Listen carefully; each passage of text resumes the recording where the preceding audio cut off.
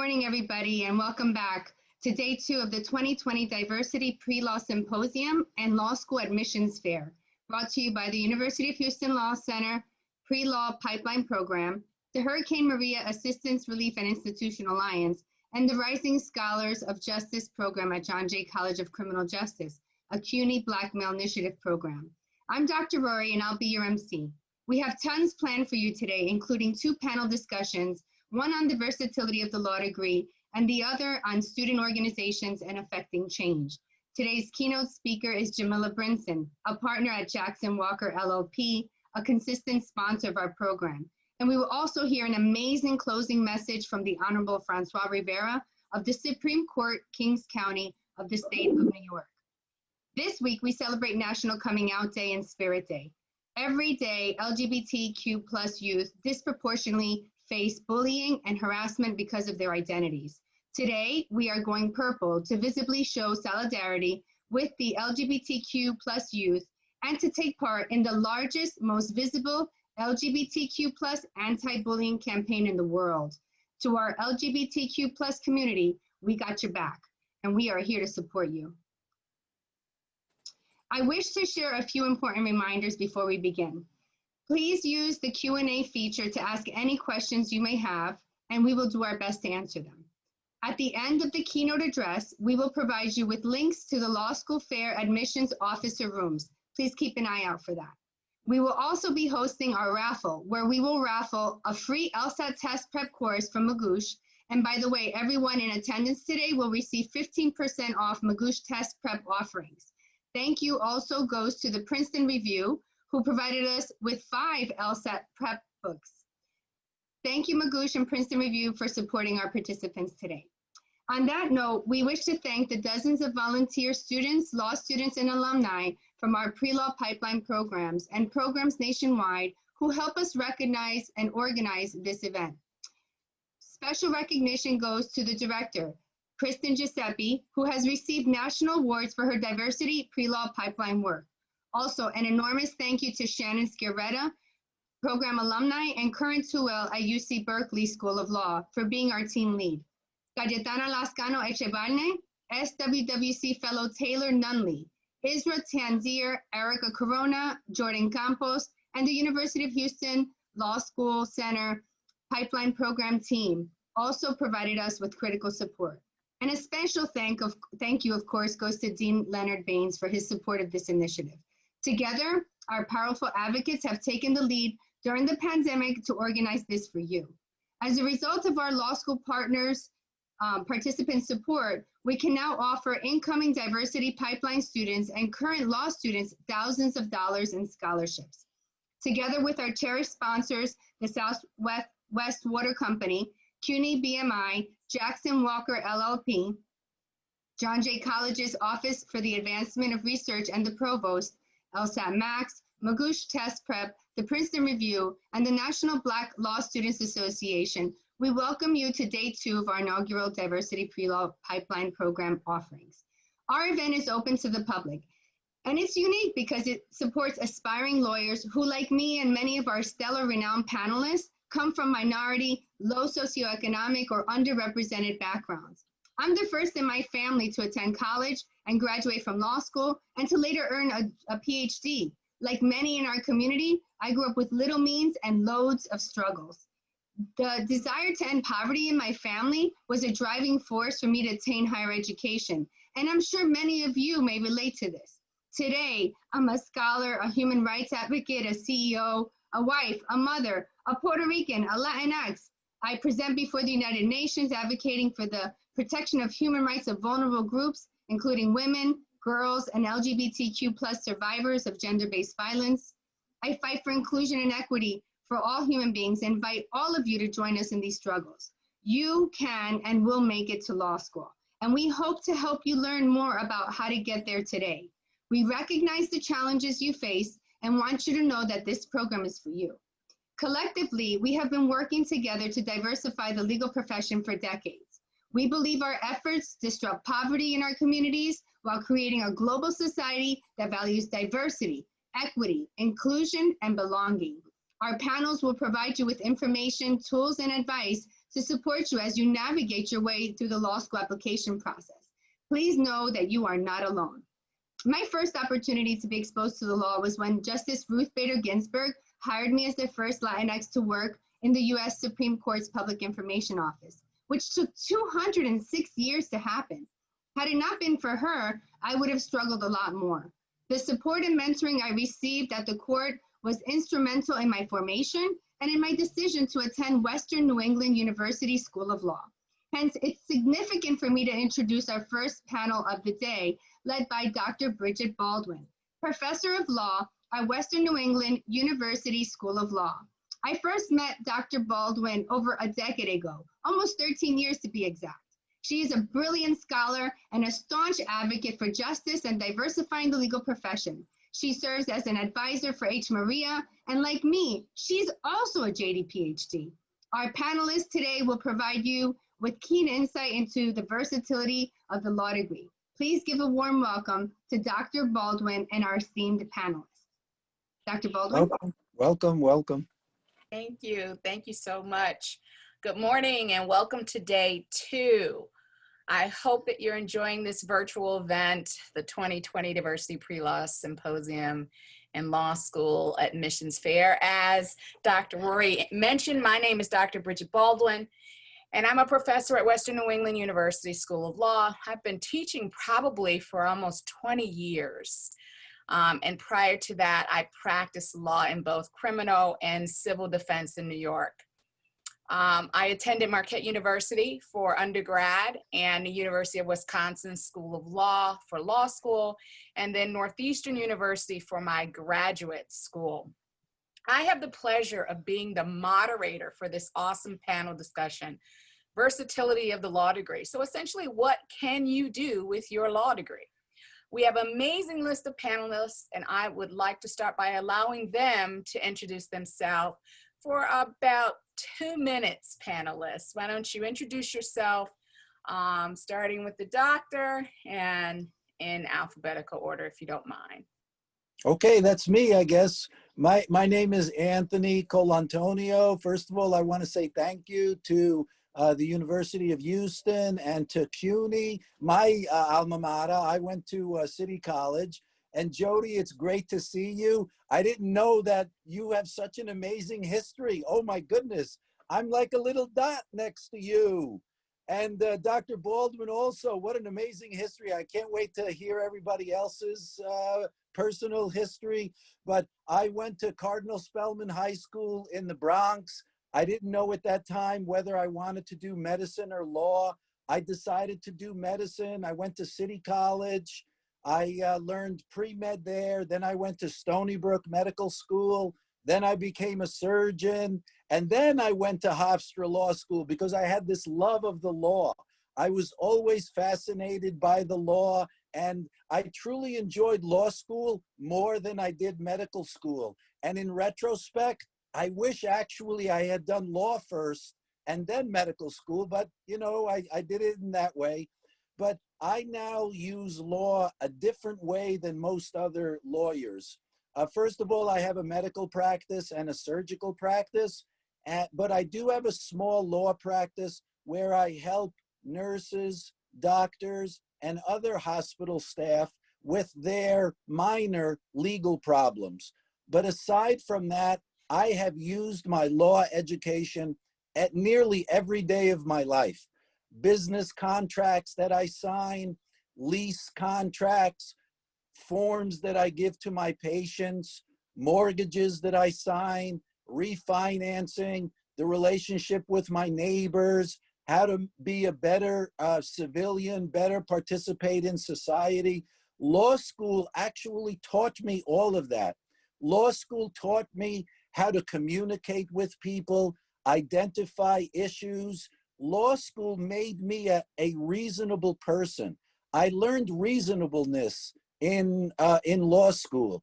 I learned how to treat everyone equally. I learned how to treat everyone fairly. And law school actually made me a better person. But I think I've gone beyond my 2 minutes. I want to thank everybody, and I'm looking forward to hearing what everybody else has to say.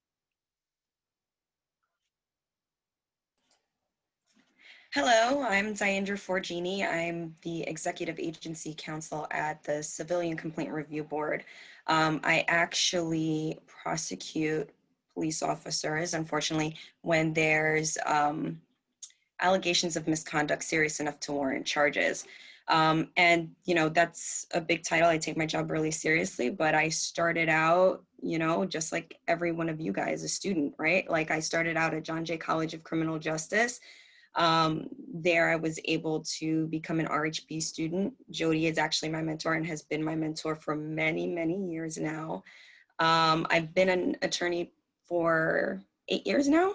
And, you know, it's been a journey. From college, I decided to go to law school at CUNY. So CUNY School of Law. So I'm a CUNY grad through and through, from undergraduate through law school. I enjoyed all of my experiences there. CUNY Law really helped reinforce justice with a focus on community needs. And that has always been my goal. I've always had an interest in helping lower socioeconomic people, because that's the background I came from, and my law degree helps me do that every day. So I hope to talk to you more about what I do and how I've come to where I am. And if you have any questions at the end of it, please feel free.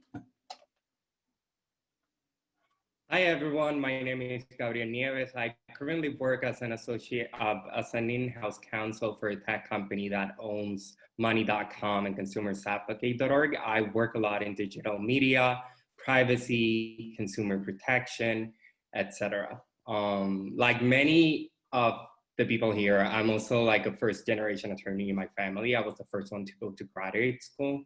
I have a bachelor's from the Inter-American University of Puerto Rico in Business Administration, a JD from the same university, and a LLM from Berkeley. I liked a lot constitutional law and business association, so that was a really interesting mix, which I still work on, and I focus because I'm also a member of the board of directors of HMARIA, and I thank you for being here, and if you have any questions, just shoot them, and here to help. Good morning, my name is Joe Park. I've actually got some New York roots myself, having grown up there, having gone to Stuyvesant High School in Manhattan. But I made my way out to the West Coast, where I've been since the late 80s. So I studied economics at Stanford University. I thought I was actually going to have an MD after my name, like Dr. Colantino, but organic chemistry kicked my butt, and I decided, you know, medicine is not for me. And so I actually ended up enjoying economics, you know, in my first year in undergrad, and ended up majoring in economics. And you know, as I was in my junior year, you know, all my high school and earlier years planning was to become a doctor, but since that went away. In my junior year, I was trying to figure out what to do with my life, go to work, go to grad school, whatever it was. And honestly, I didn't know what else to do. And so I said, why don't I kick the LSAT? At the end of the day, it worked out pretty well, you know, and I ended up going to UCLA School of Law here in California, in Southern California, and enjoyed some of the classes not so much. Criminal law was probably the most interesting class. I think in terms of the practice of the law, it's probably got the best facts, right? Or most interesting facts. Contracts, not so much, right? But in any case, decided, you know, coming out of law school, you know, in terms of what area of practice I would go into, it was really driven by my my experience with mock trial, with moot court. You know, before that, I had not thought of litigation in any way, shape, or form. But really enjoyed that process and the planning that goes into it. And basically, at the end of the day, when you go through that process, when you're making those arguments in front of the panel, the judges, you probably know the facts and law better than pretty much anyone else in that room. And so it gives you a great sense of accomplishment. And ultimately, it ended up leading to my 20 plus years as a litigator and trial lawyer, first with the Internal Revenue Service, doing tax litigation and bankruptcy litigation, and then transitioning to an international law firm practice for roughly 13, 14 years, doing litigation, and then transitioned to a boutique practice, small law firm practice, diverse firm with about 15 lawyers. And then most recently, in the last 3.5 years, I've decided to go in-house, working for a water utility company, Southwest Water. And that has been a true, one of the best parts of my career. It's really been, that transition has been great, but ending up where I am right now, working for a great company with great beliefs in supporting great causes and doing the diverse type of work that I do pretty much across the board. I think it's a great, hopefully not the end of my career, but great place to get to at this point. Well, it's a pleasure to be here with all of you. I have a deep connection with each of you on this panel. You're all very special to me. So thank you for being here today. I'm a first generation everything, as I said. I majored in English at Rutgers University. I attended Douglas College when it was an all-girls, all-women's college. And I majored in English, which was not really common for Latinx students. I was always one of the, if not the only, one of the few in the class, students of color. And my major was Shakespearean. I love Shakespearean literature. So I think that's also another language. I found the law to be a different language, right? And I love writing. So I managed in college to intern at the US Supreme Court through the sponsorship of Justice Ruth Bader Ginsburg, may she rest in power. And I found my way with the assistance of the court to Western New England University School of Law. And I was accepted there and they were super supportive. It was one of the best visits that I had.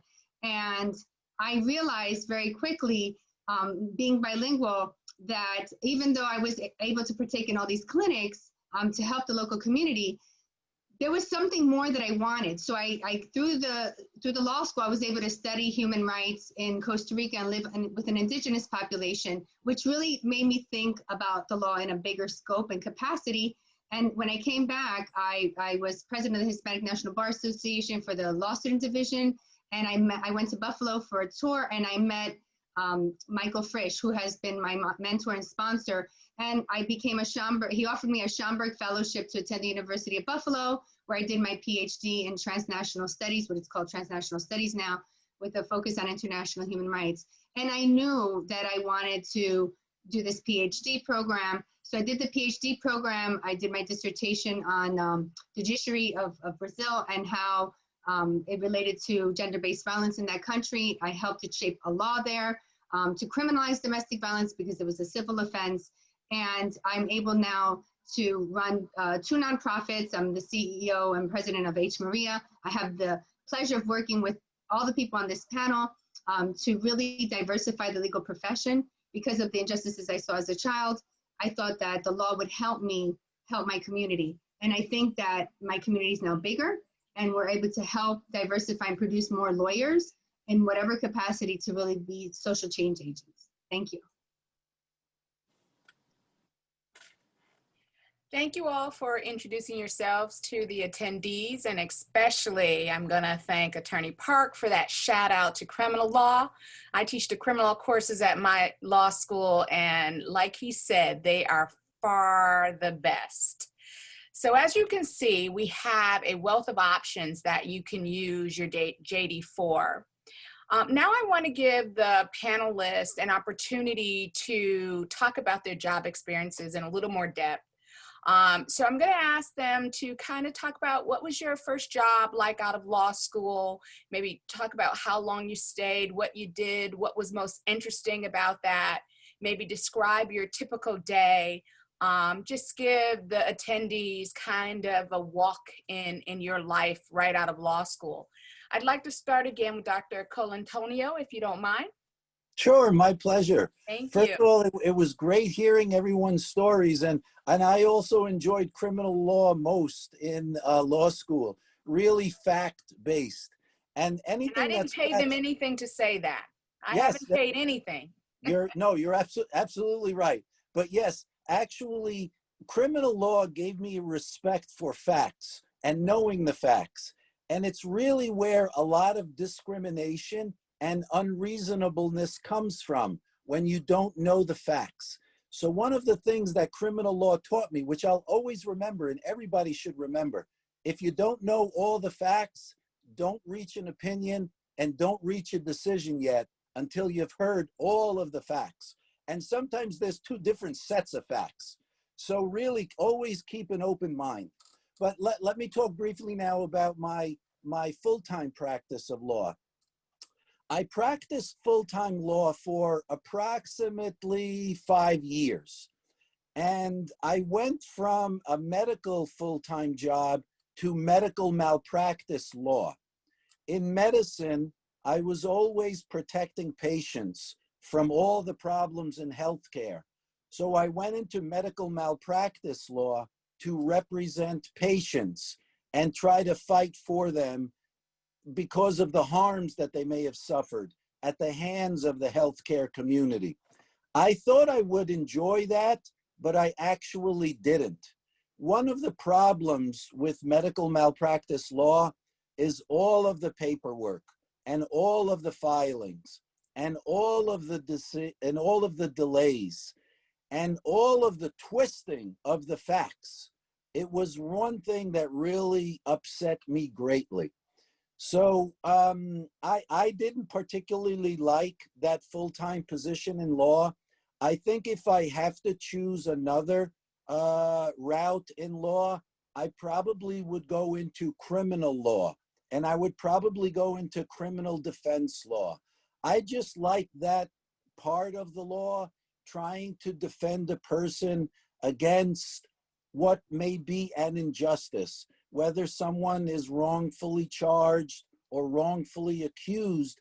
That's where I find most satisfying. So again, I probably don't have much to offer in terms of my experiences because I didn't practice law for a long time, at least formally, but I have used what I learned in law school every day of my life. It has helped me communicate. It has helped me read. It has helped me analyze. It has helped me organize. It has helped me become a more reasonable and diverse individual. And I just want to use the last few seconds that I have to a shout out to my parents. My parents are my mentors. Not only my parents, but more importantly, how hard they worked. It was the hard work that my mom and dad did for so many years after coming here from Italy. My parents immigrated here from Italy. I was born here. I was the first one to go to college, first one to go to medical school, first one to go to law school. But it was because my parents worked so hard. And if I just give the students one bit of advice, work hard and you'll get anything you want. Don't stop anywhere. If you want something, all you have to do is work hard. And don't just limit yourself to the United States. You have the entire world open to you. Don't limit yourself to education here in the United States. Choose another country. Medical schools in other countries, law schools in other countries. See what other people do and see what other people, how they react and what they learn. Open yourselves to the entire planet. Work hard. The whole world is open to you. Thank you.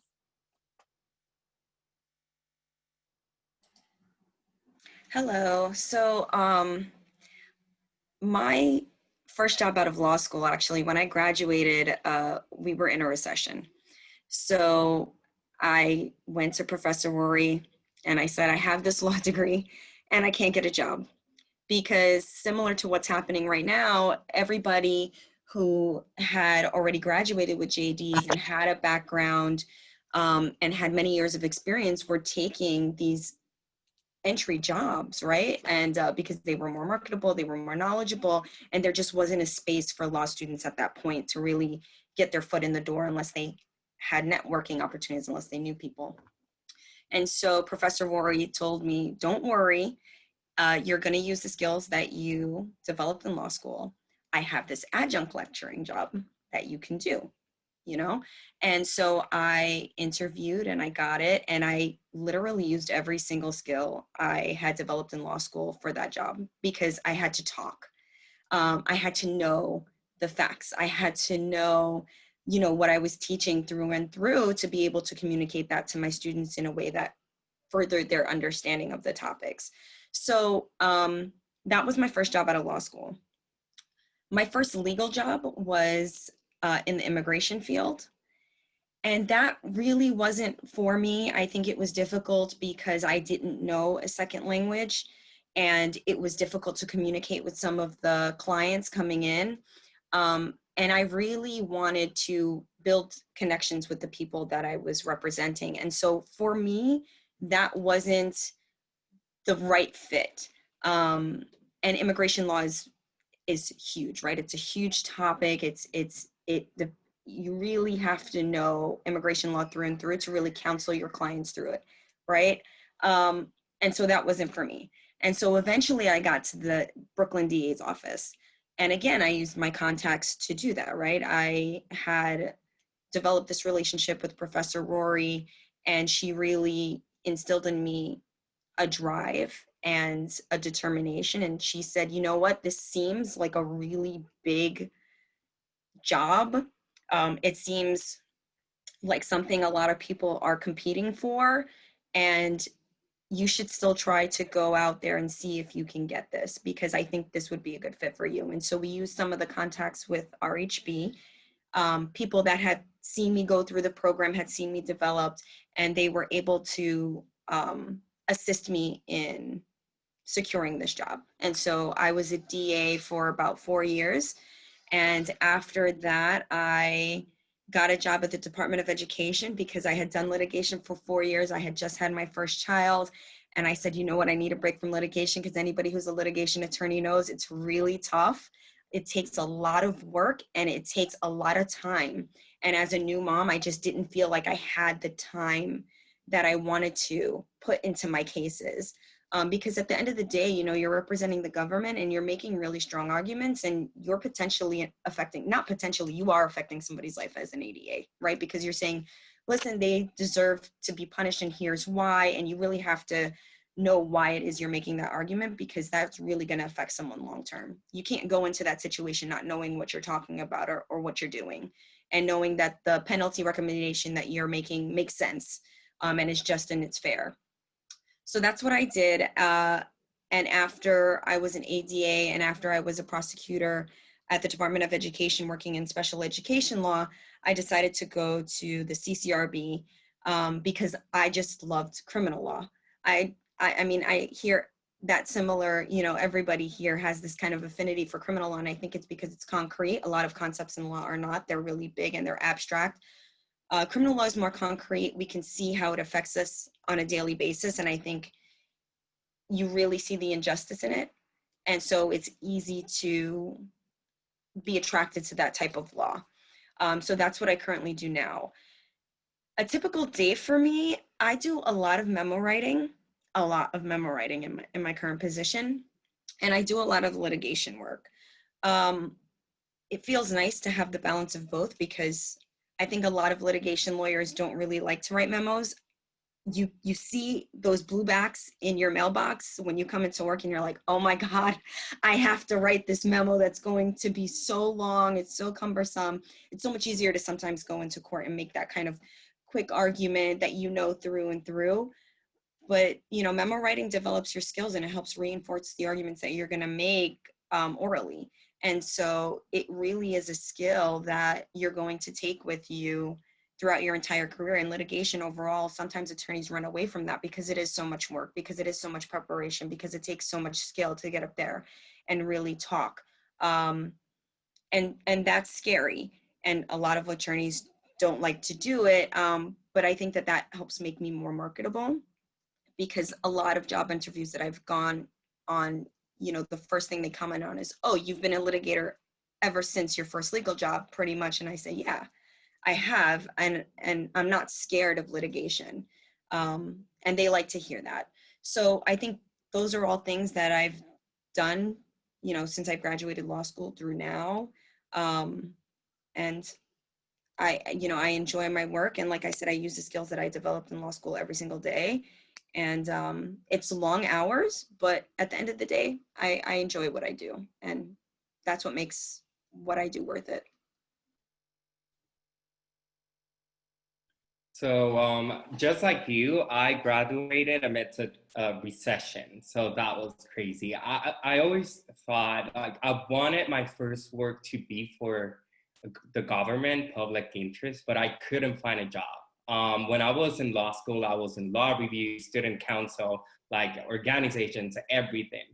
But it was not working out. I couldn't find a job. I decided to apply to positions in law firms. And 2 weeks after, I had a job. And I was in the litigation department. My first case, actually, I didn't like that. It was a foreclosure against two old people, basically. Like it was awful, and I had to separate myself from, emotionally from it. But I lasted there for a year in that law firm. I didn't like litigation, so I'm one of those attorneys. But I decided to still give it a try, and I opened up my little boutique firm to decide which cases I wanted to take, and I did that for almost 2 years. And then I decided I always had an affinity for tech and sci-fi, everything. And I decided that I wanted to try to get a job as an in-house counsel for a tech company. And that's when I went to Berkeley to do the LLM. But I had a clear vision of what I wanted to do. So I focused on the courses that I took to get a job as an in-house counsel. I thought that I was gonna stay in the US. I thought that I took the New York bar, I passed it. I'm barred in Puerto Rico too. And curiously, my first job as an in-house counsel was for the biggest company on resume writing in the US. And it was in Puerto Rico. That was I couldn't believe that I was gonna return to my home. And after that, I was working in corporate law, so more business associations, international corporate law, which I like. But then I had the opportunity to work in privacy and tech and coding and all of that. And I decided to kind of transition. So I created a position for me in the company that I worked for. After that, I started working for the company that I'm currently working for, and now I'm the in-house counsel lead. So I have to work on everything: leads, corporate, consumer protection, privacy, all that comes to that door, or all that they need. The work is, for me, my biggest piece of advice is to always create a diverse resume. So try litigation, try corporate, try privacy, maybe try something more content related.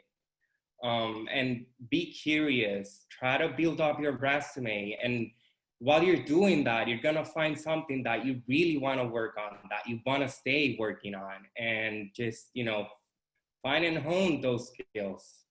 And now I'm pretty happy. I wish that I didn't have to work 14 hours a day, but it comes with the position, and it's just one day at a time.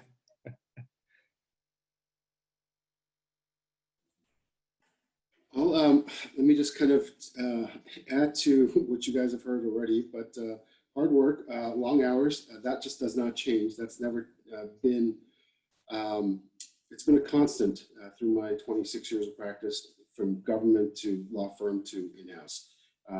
That's just the reality of this career. Law is not a cushy job, starting with the stresses you get from working with, basically either, your in-house clients or external clients. You're a problem solver, right? You are there to protect your client's interests in whatever practice you're in. And at the end of the day, you are there to protect their interests and solve problems. So it creates its own stress and whatnot. But I'll also add that just like the two, both of you, I actually came out of law school during a mini recession myself in the early 90s. And so at that time, prior to the late 80s or what have you, if you went to one of the top schools, basically 50% and up, you got jobs, no problem, in major law firms and everything else. But in the early 90s, it changed quite a bit. And so when I came out of law school in '94, there was definitely the job market was not what it used to be. And so for me, I had not initially looked to go into government. It was just kind of one of those things where it just kind of happened. The opportunity came up. I found out about a position with the government, with the IRS. I applied and got in. And so, doors open at strange times in mysterious ways. Usually there are people connected with getting you in front of that door and opening that door. So in this particular instance, it happened to be my girlfriend's brother, my current wife, but he was actually at the IRS. And so, he let me know that there was a position available and I applied. So that was a long time ago, but kind of thinking back to what life was like starting out in that career. I think government is there's one downside to government versus private practice is, you don't get paid very well. So you have to accept that part of it. But the flip side of it is, I have no regrets in terms of the path I took, because in part, going to the IRS was probably one of the best foundations built, was one of the most important foundation building blocks for me, because I went in within 6 months and I had my first trial. You just don't do that. You don't do that, right? In private practice, no one's going to put a brand new newbie, lawyer with just 6 months of experience in front of a judge and try a case. And now this wasn't a full-blown jury trial or anything like that. It was a small dollar tax court case with a tax court judge and whatnot. But trust me, in real life, getting in front of a judge, you are nervous as heck. You've got the butterflies coming out from everywhere. And so, the nice thing is, being in government like that is you have one client, the government. You're not going to get fired for screwing up. You're not going to screw up someone's life, right? Especially at that level. And so you get a lot of responsibility up front. And so it was a perfect stepping stone into the professional career as a litigator. What I did, I was assigned to what was called the General Litigation Group back then. So I did tax litigation like all the other lawyers here in Southern California with the IRS here. But I was also doing a lot of bankruptcy work and collection related work. So stuff I knew nothing about. It's all on the job training. You learn it. Law school gives you the foundation, but you learn as you go. And so just in terms of experience, so for example, with the bankruptcy work, I had probably active case file of 6,200 cases, active cases in the bankruptcy court.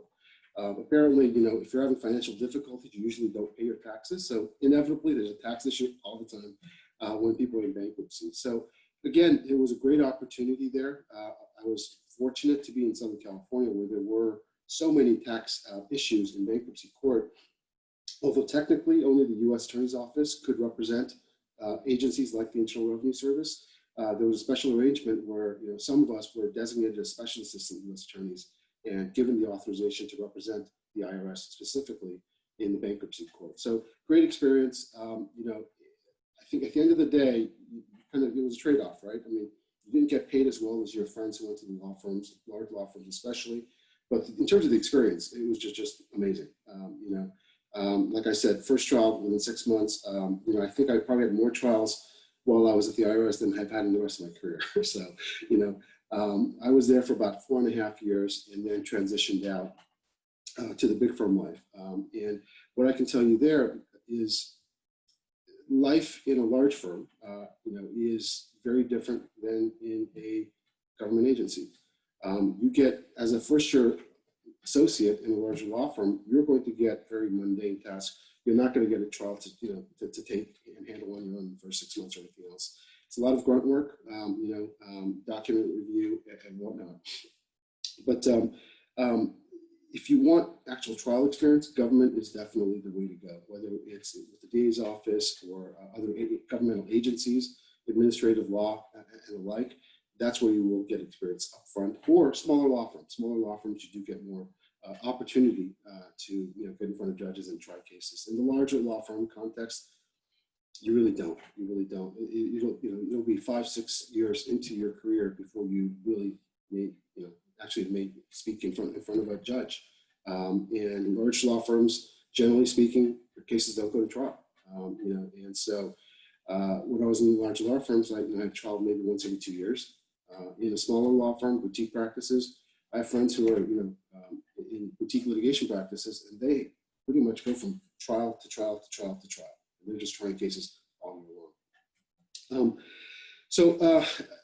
Giving you a little bit of that, in terms of in-house, it's long hours. Sometimes I wonder, I feel like I'm working longer hours in-house than I did when I was in big firm life, right?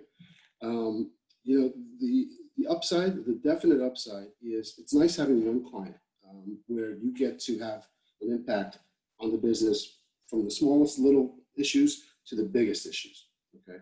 We're a small law department, there's only 4 of us, so we all have our areas of responsibility, but I'm pretty much involved in most of the major issues that go on with the company. And it's great to be able to be not only the outside legal advisor, just, you get this case, you get this task, and you work on it, and your clients, provide the work product and you're done. When you're in-house, you're part of the team. Yeah, you have the legal hat, but especially at a senior level, you're part of the management team. And so you're helping them make good business decisions with the background of considerations of the legal risks, risk management and whatnot. You really don't want to go there because of X, Y, Z. Yeah, in terms of figuring out what the legal risks are. So for me, that's been the most rewarding part. And kind of having gone as a first-year lawyer at the IRS, scared out of my pants, in my first appearance before a judge to what I'm doing now, it's completely different. But I feel like the first 20 years of my experience really prepared me for what I'm doing now, because with that wealth of experience, kind of having done so many different things, having dealt with so many different types of businesses, types of issues, I feel much better positioned to be able to provide the type of good counseling that my internal clients look to from me.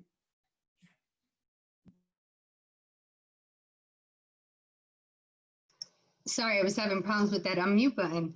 Hi, everybody. So my trajectory is a little bit different because, and I would say this to the students, please, please, please, and I'm sure Dr. Baldwin and Dr. Colantoni will probably agree with me, and in terms of joint degrees, do your research about joint degree programs. It really saves you a lot of money, a lot of time. They are stellar the way that they're put together. My husband did a JD MBA. It was awesome. That's actually why we met, because he was still in school when I was in school at the same institution. So I would really strongly suggest that you look into joint degree programs. I didn't have that privilege to do that. My parents did not attend college. And part of it, so when I got my JD and my PhD, I gave each one of them the degree. Said, here, this is for you. I did this for you. Because they didn't have, it's not because they weren't good parents, they didn't have the access or the information or the resources.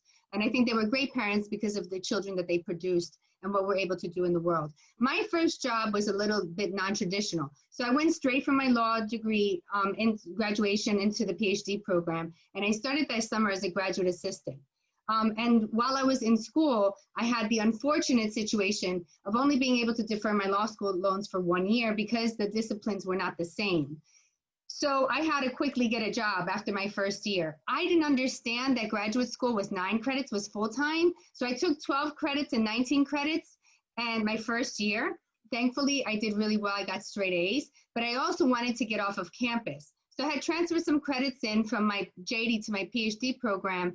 And with the blessing of the provost and my advisor, I was able to do a lot of the rest of my work virtually because they understood that I had to work. I was a low-income student. I didn't know where my food was going to come from day to day. I was suffering from food insecurity, which I'm sure many of you have experienced now. And I had to move back home with my mother because I couldn't afford it. So I took a job actually supervising judges with the AOC, the Administrative Office of the Courts in Trenton, New Jersey. And I quickly learned that I did not want to be a judge. And all due respect to judges, I love judges. Judges are the ones that support us. But that was not the life that I wanted to live. I wanted something that was very different than that. And I also understood what litigation was because obviously I was working the court systems, making sure that they had the best standards and practices in compliance so that the processing of cases would flow smoothly in each vicinage in the state of New Jersey. Well, I did that for a year and then a position opened up that my brother told me about at John Jay College. It was a faculty position. And I thought to myself, wow, I can actually write. I loved writing about all of these things that I'm really interested in. And some of those things were accessing law and the lack of diversity in the legal profession.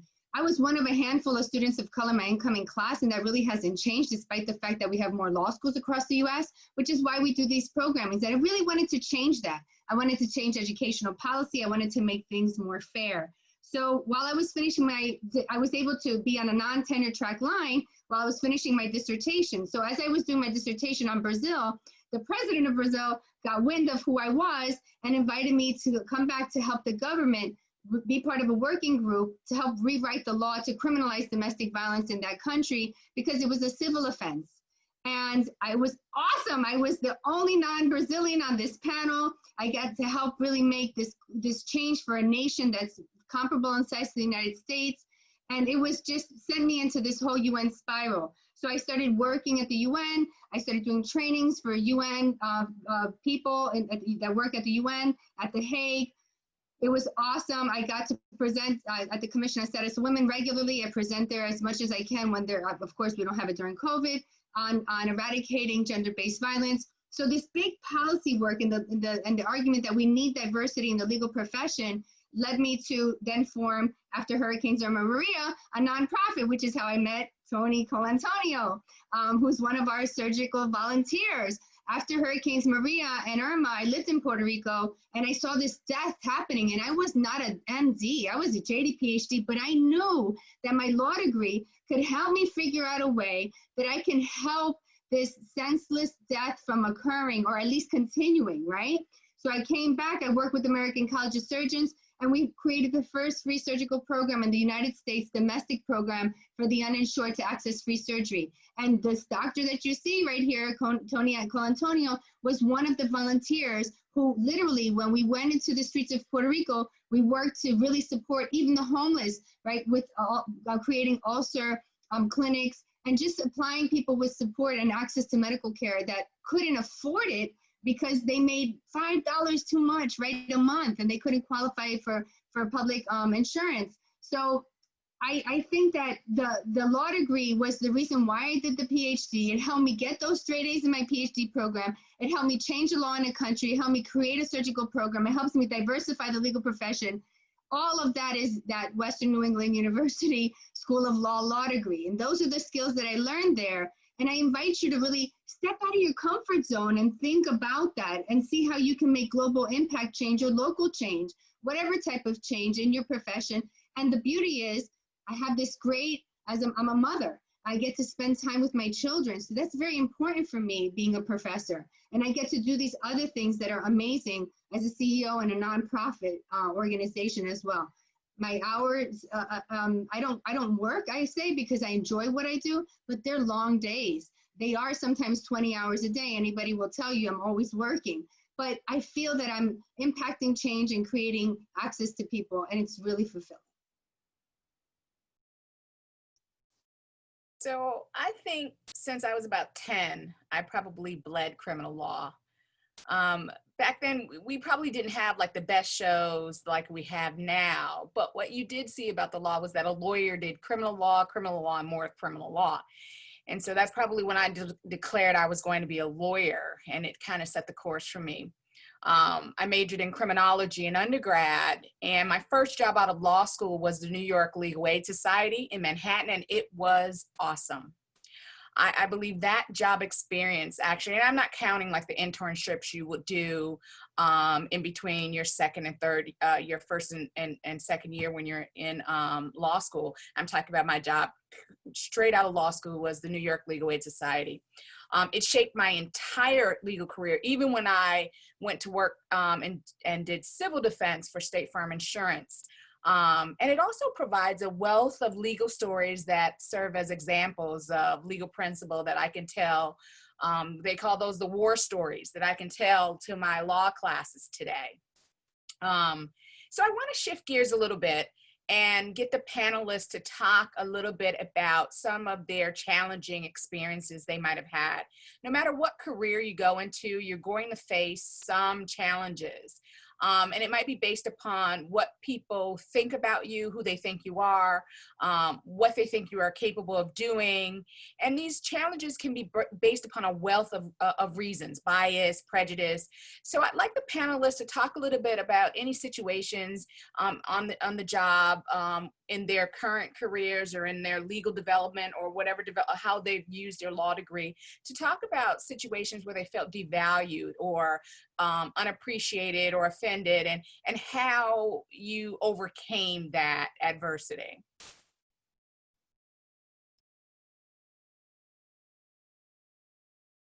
You can always start first, but your mic is muted. I can read lips though. You're still muted. Oh, unmute. Okay, great. Oh, that made it simple. A little button that said unmute. Yes. Things have to be simple for me or else I won't follow. Okay. So one of the things that has made people discriminate against me is my law degree. In the hospital, with my friends, with my neighbors, the minute they find out that I have a law degree and that I'm a lawyer, I get treated differently. I don't know what it is. People are afraid of lawyers. They think lawyers cause trouble all the time. They're looking for trouble. So I regularly try to hide the fact that I'm a lawyer. But that, I think, has to do, that's a special part of medicine where many people in the medical field believe that they've been treated unfairly by lawyers. But I also think it's a general national thing where many people don't have the right opinion of lawyers. So for the students that are in the audience, I ask you, no matter what field you're going into, especially if you're going into law, but any field, be honest, be open-minded, be fair, be available, be kind. And if you start off being discriminated against because you're a lawyer, once people find out that you're fair and reasonable and open-minded, any discrimination towards you will be dissolved. But in terms of the law itself, I think, Dr. Baldwin, you had asked me about, I'm paraphrasing now, anything that left me with a sour taste in my mouth in the law. I think one of the things that troubled me most was the laziness of the court system. Everything drags on, where I'm someone that wants to get things done quickly and get resolved quickly and get it done as quickly and efficiently as possible. Where the court system, in my opinion, at least my experience, is not like that. Everything drags on, especially for the lower socioeconomic part of our country. Everything drags on for them. They can't get the right person to represent them. They can't move things along in the court. Court conferences and cases are constantly adjourned and adjourned and adjourned. So that's one thing in law that left me with a sour taste in my mouth. But there's so much positivity in the law. I found the law very refreshing. Again, it taught me a lot. But if students are looking for something to fight against,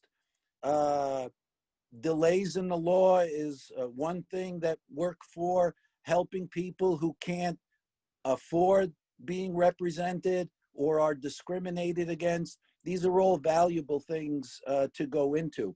But again, law isn't all in the courts. As all of the panelists mentioned, you can use your law degree in business. You can use your law degree in international affairs. You can start your own business.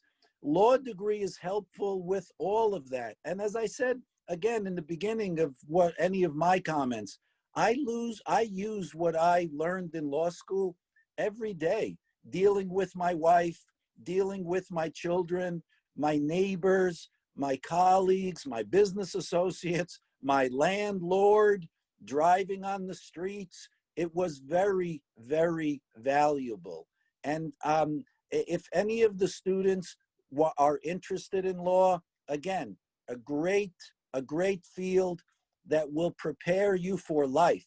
I wish everybody on the planet would take the 6 required law classes of the first year of law school, because it teaches everything about everything that you need to learn: contracts, criminal law, constitutional law, property, and I left out a couple, but so valuable, so interesting, and opens up so many doors.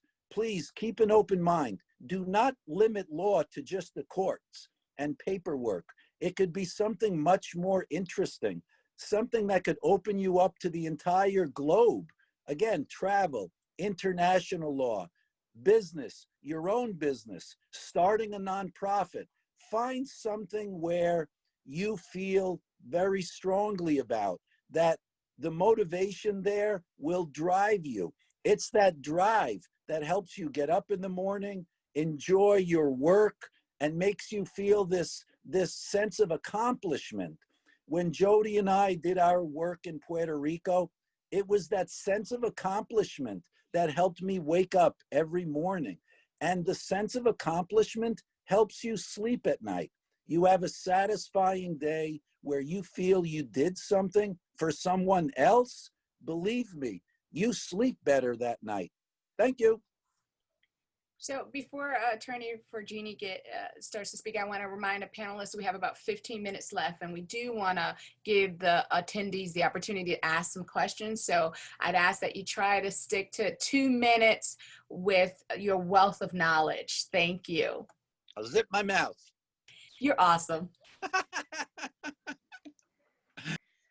Okay, so for this particular topic, I actually wrote some things down because this is a sensitive, I guess, topic for me, because when I come into a courtroom, I have a lot of different things going on with me that causes there to be some kind of bias and really makes me sometimes feel devalued. So when I step into a courtroom, I need to make sure that when I step in, I feel confident. And the way that I rebut some of those feelings is by making sure that I'm overly prepared and that I know my case well. So when I open up my mouth, people listen to me. So initially, people's reaction of me, I look young, right? That's a problem. I'm a female. And when I walk into a courtroom, I get mistaken for court staff. There's nothing wrong with that, right? There's nothing wrong with whatever position somebody chooses to take in life.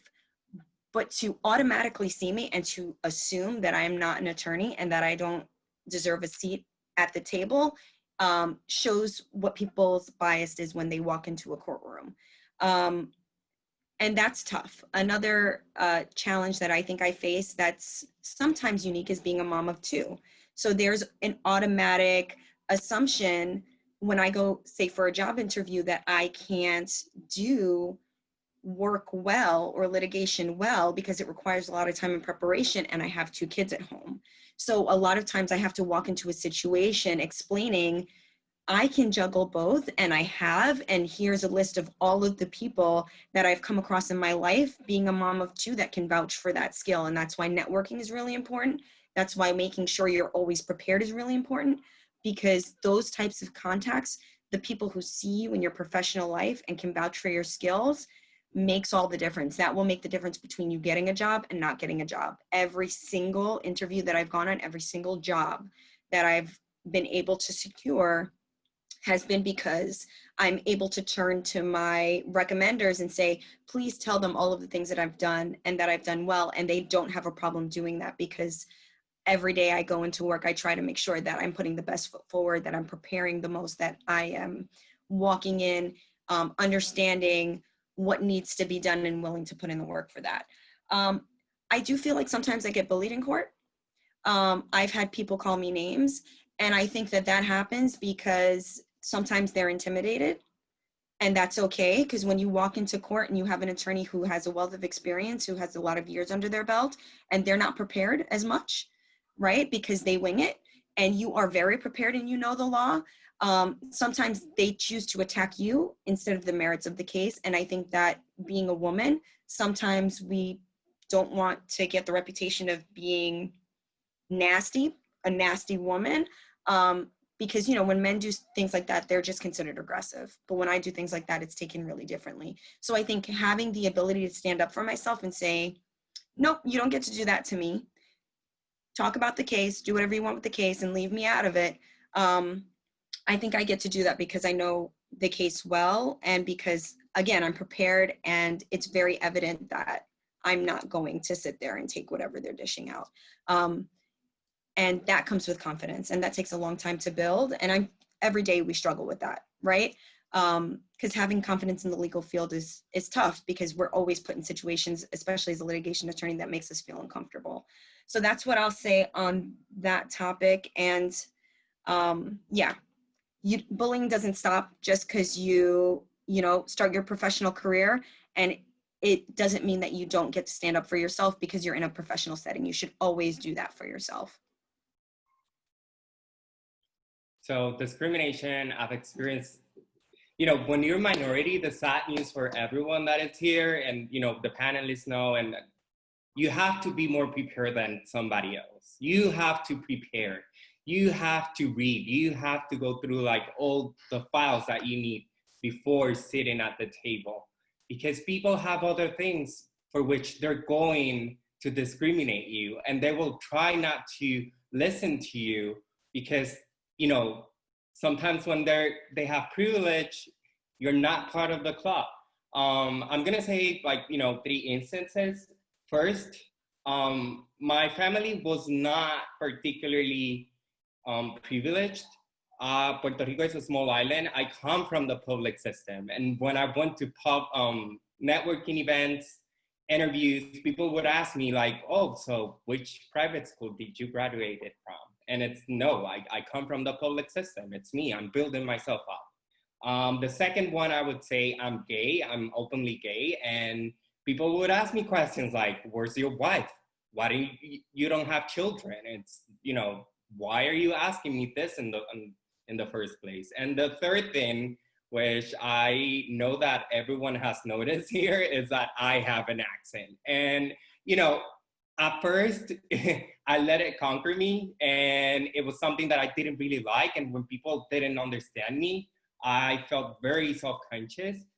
But at the end of the day, and, you know, I've built myself up, I found that it's on me. It's, you know, being prepared, it's having the information, it's trying to be clear.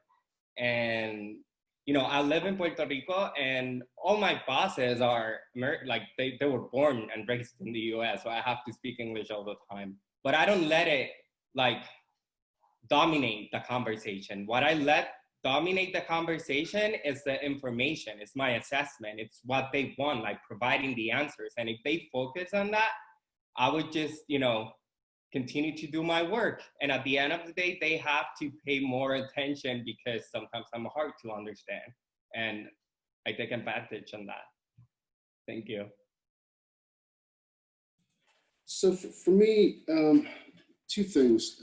You know, in terms of any kind of overt type of discrimination or anything else, there really haven't been those types of instances. And part of it may be because I've practiced in a very diverse community in Southern California, large Asian population, whether it's Chinese American, Korean American, Japanese American, what have you. So I think that makes a difference, right? So I mean, if I you know, practiced in Oklahoma or some other area where you don't have a diverse population, particularly with Asian Americans, I'm sure it would have been a little bit different. You know, for example, when I drove cross country, I recall driving into a restaurant in Cheyenne, Wyoming, and literally, you know, my friend, who was also Korean American, we were driving cross country together, walked in, and I think pretty much everyone was white, and literally, like, the record just stopped playing. It's like everyone just kind of looked around and stuff. And so professionally, I haven't really had to deal with that. I guess I'm fortunate in that. Like I said, I think it's where I practice in Southern California. What I will say, though, is, you know, and mentorship. Mentorship is critically important for all of us here, I think. I don't think we would be here today but for the mentors we've had in our lives. And from a diversity perspective, you know, back when I was, I mean, I don't want to sound too old, but, you know, 30 years ago when I was going through law school, there were not too many, even in Southern California, there were not many Asian Americans in the law firm, ranks as partners or what have you. When I did transition to big firm life, you look up at the partner levels. At the firm that I spent most of the time at, there were 300 partners at the firm. And I think there was one Asian American that I seem to recall. And so at that time, things are a lot better right now, I think, in terms of for Asian Americans. You look across major law firms, major corporations, you see, some Asian American lawyers who are general counsel at some of the largest companies in the world. You look at some of the law firms, and you've got, much, much better diverse representation, especially with Asian Americans. But I think for me,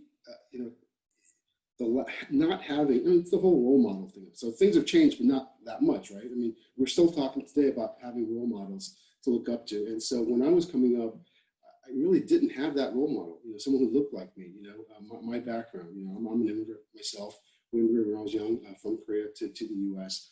So I didn't have that role model to look up to. And so I was truly fortunate, because even though I didn't have a Korean American or Asian American mentor kind of to help me come through, I was just incredibly fortunate to have a mentor in a female. Basically, one of my great friends and mentors.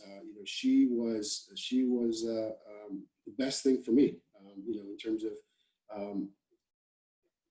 having someone to guide me, but also to look out for me. She was a heavy hitter partner at the law firm that I was at. And so it was really great to have that.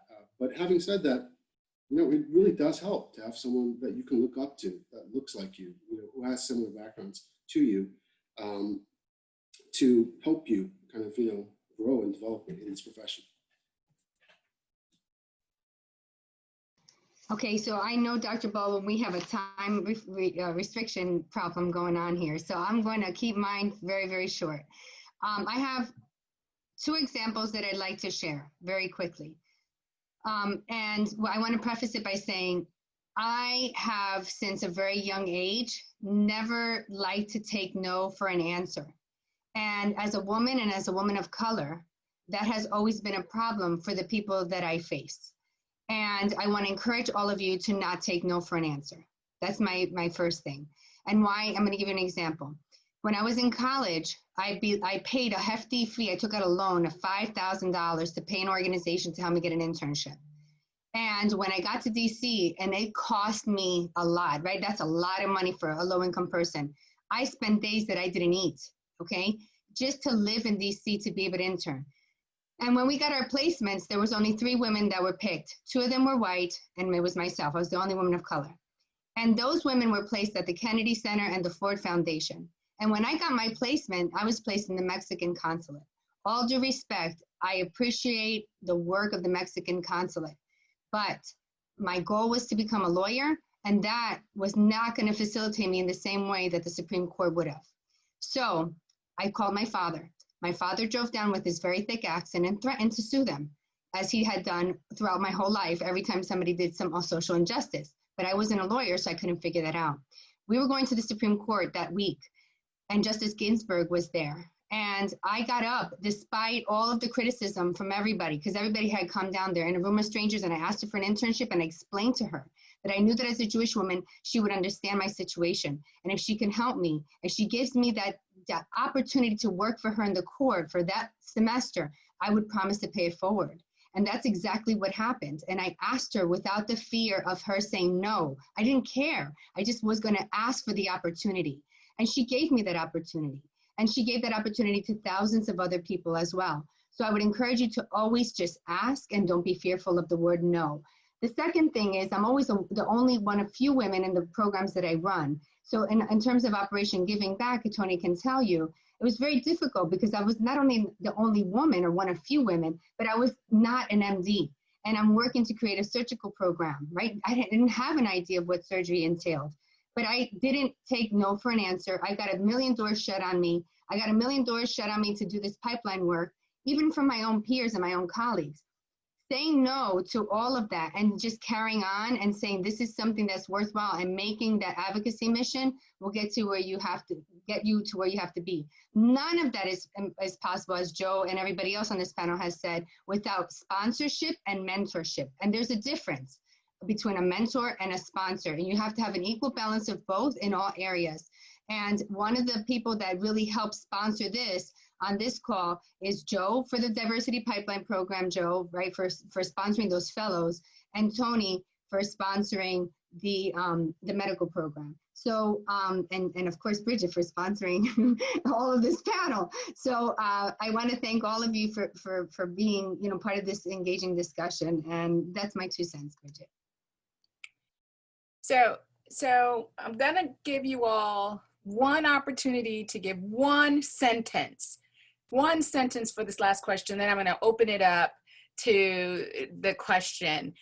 So for my class this semester, I got my students a sticker, and the sticker read, "A law student is a person formally engaged in learning how to never be wrong and to give free advice. We as lawyers love, as you can see, to talk, and we love to give advice. We're paid for it, and we're pretty good at giving advice." Now, I'm almost afraid to ask you all to give advice, but please, one sentence, your best last cornerstone that we can remember you by. Doctor, you're first. You're on mute. Unmute. Okay, great. Whatever you want to do, this is going to be a long sentence, no periods or commas. Whatever you want to do, whatever interests you, don't let anyone tell you that you can't do it. And if somebody tells you that you can't do it, that's the thing you got to do. Do you want to prove that? Oh, that's a second sentence. Okay, I made my point.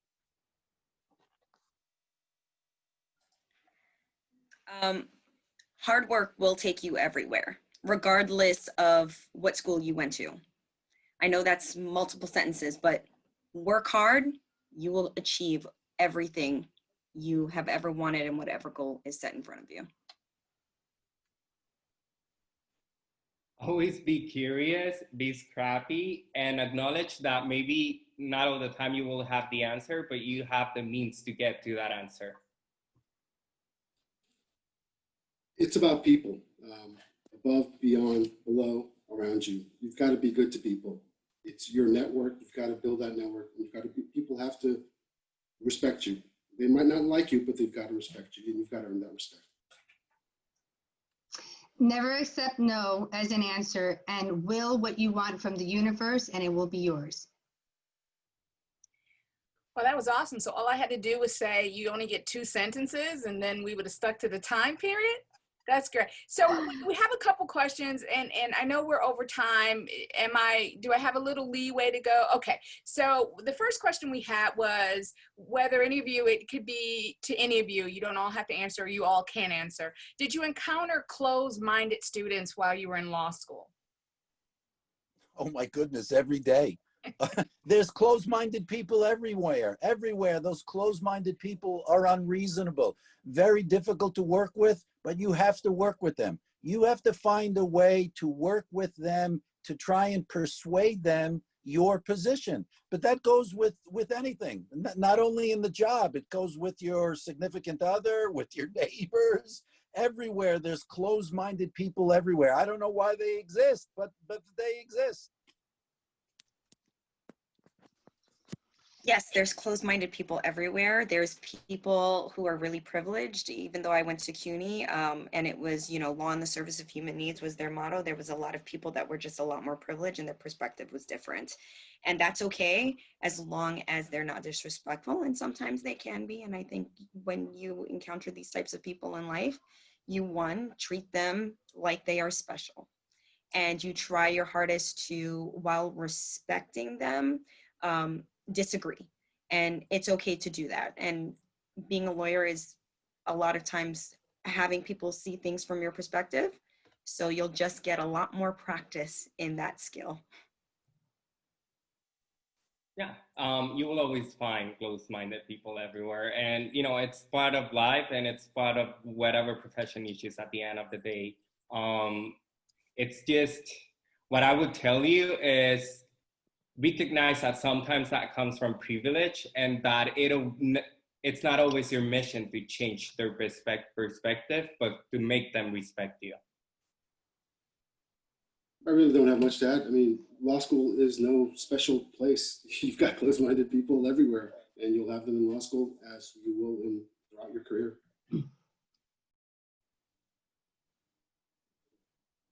Okay. So I have a question addressed particularly to Dr. Colantonio. What would you advise to someone who is considering an MD-JD? Well, a combined program for MD-JD. Well, it depends. If you want to practice in the medical malpractice field, MD-JD will be very, very helpful. If you want to just practice medicine, I don't think you need a full JD degree, but many law-related health courses will help. So I think you need to find where you want to concentrate. If it's just medicine, I would concentrate on medicine. I was always interested in both, so I chose both. I didn't want to waste my life, and I just want to take these last few seconds to just give everybody that piece of advice. Don't waste your life. Do something productive. Contribute to society and leave the world a better place. Do not waste your life. Thank you. I have another question that's asked more particular to if you know what kind of concentration a person should pursue if they're interested in like media, public speaking, like TV kind of route. What kind of concentration in law should they do? I think I'll try and see if I can answer this one, but I think it really depends on what you want to do because the media is pretty broad. You know, being in-house, being in a media company, you cover the gamut, everything.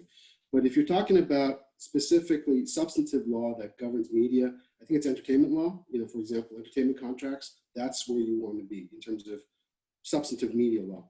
But then there's also the other part of it, First Amendment, right? Constitutional law, in terms of representing news organizations and stuff like that. So there's not a short answer for your question. I think it depends on what about the media and what about public speaking you're interested in. That's going to determine what your emphasis or focus should be. If I could add to that, Dr. Baldwin, my husband's been in entertainment, but he doesn't do entertainment law. So there's a like Joe said, there's a lot of different areas, right? Depends where you want to be. So if you want to do HR, for example, well, it really helps to have experience with employment law and contracts. He works for the NFL right now. So, and he has a JD, MBA, LLM. He says that his business degree and that joint degree is really what helps him a lot with that work in media. So it just depends what area. But I mean, I think a lot of that work is a lot of contracts and negotiations. At least that's what I'm seeing. Unless you want to get into diversity and inclusion space, in that area, I would really take a look at that employment law. Yes, okay. So the last question I think I have, just want to make, no, okay. So Attorney Forgini, you have an admirer. So I wanted to give you their shout out before I read the question. They said that you are a badass and they just met you. And I must agree with them. I'm even like, oh, I got to get her in for the Color of Law Forum. So the question is, can you give some advice on how to identify a good mentor?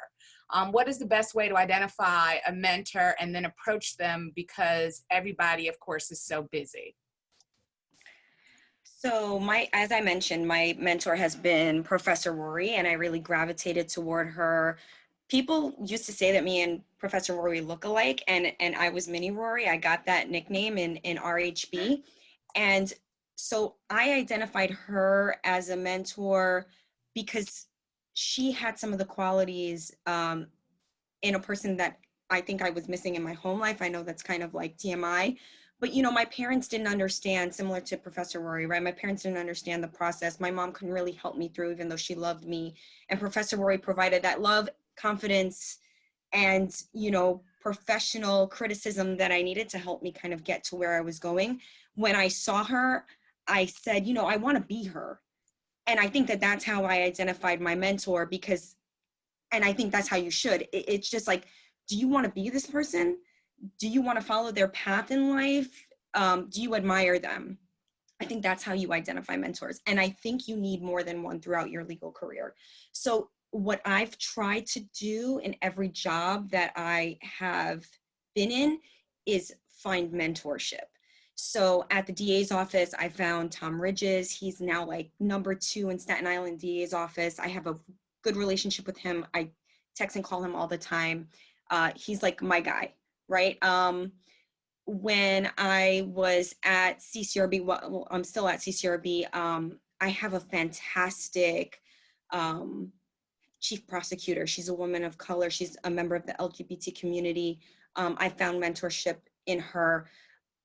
I think that you just need to look at people and say, do they appeal to my spirit? Because it can't just be professional. They have to appeal to you as a person too. So I think that that is really what you need to do when you're identifying a mentor.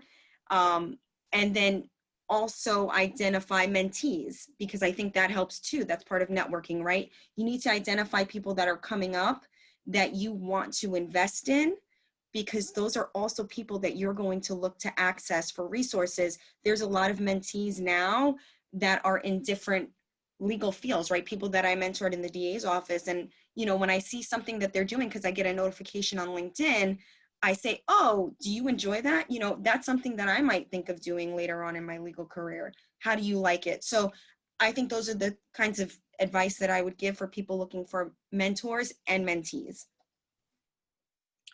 Thank you. So I want to know how I'm looking at on time. I have 2 questions in chat.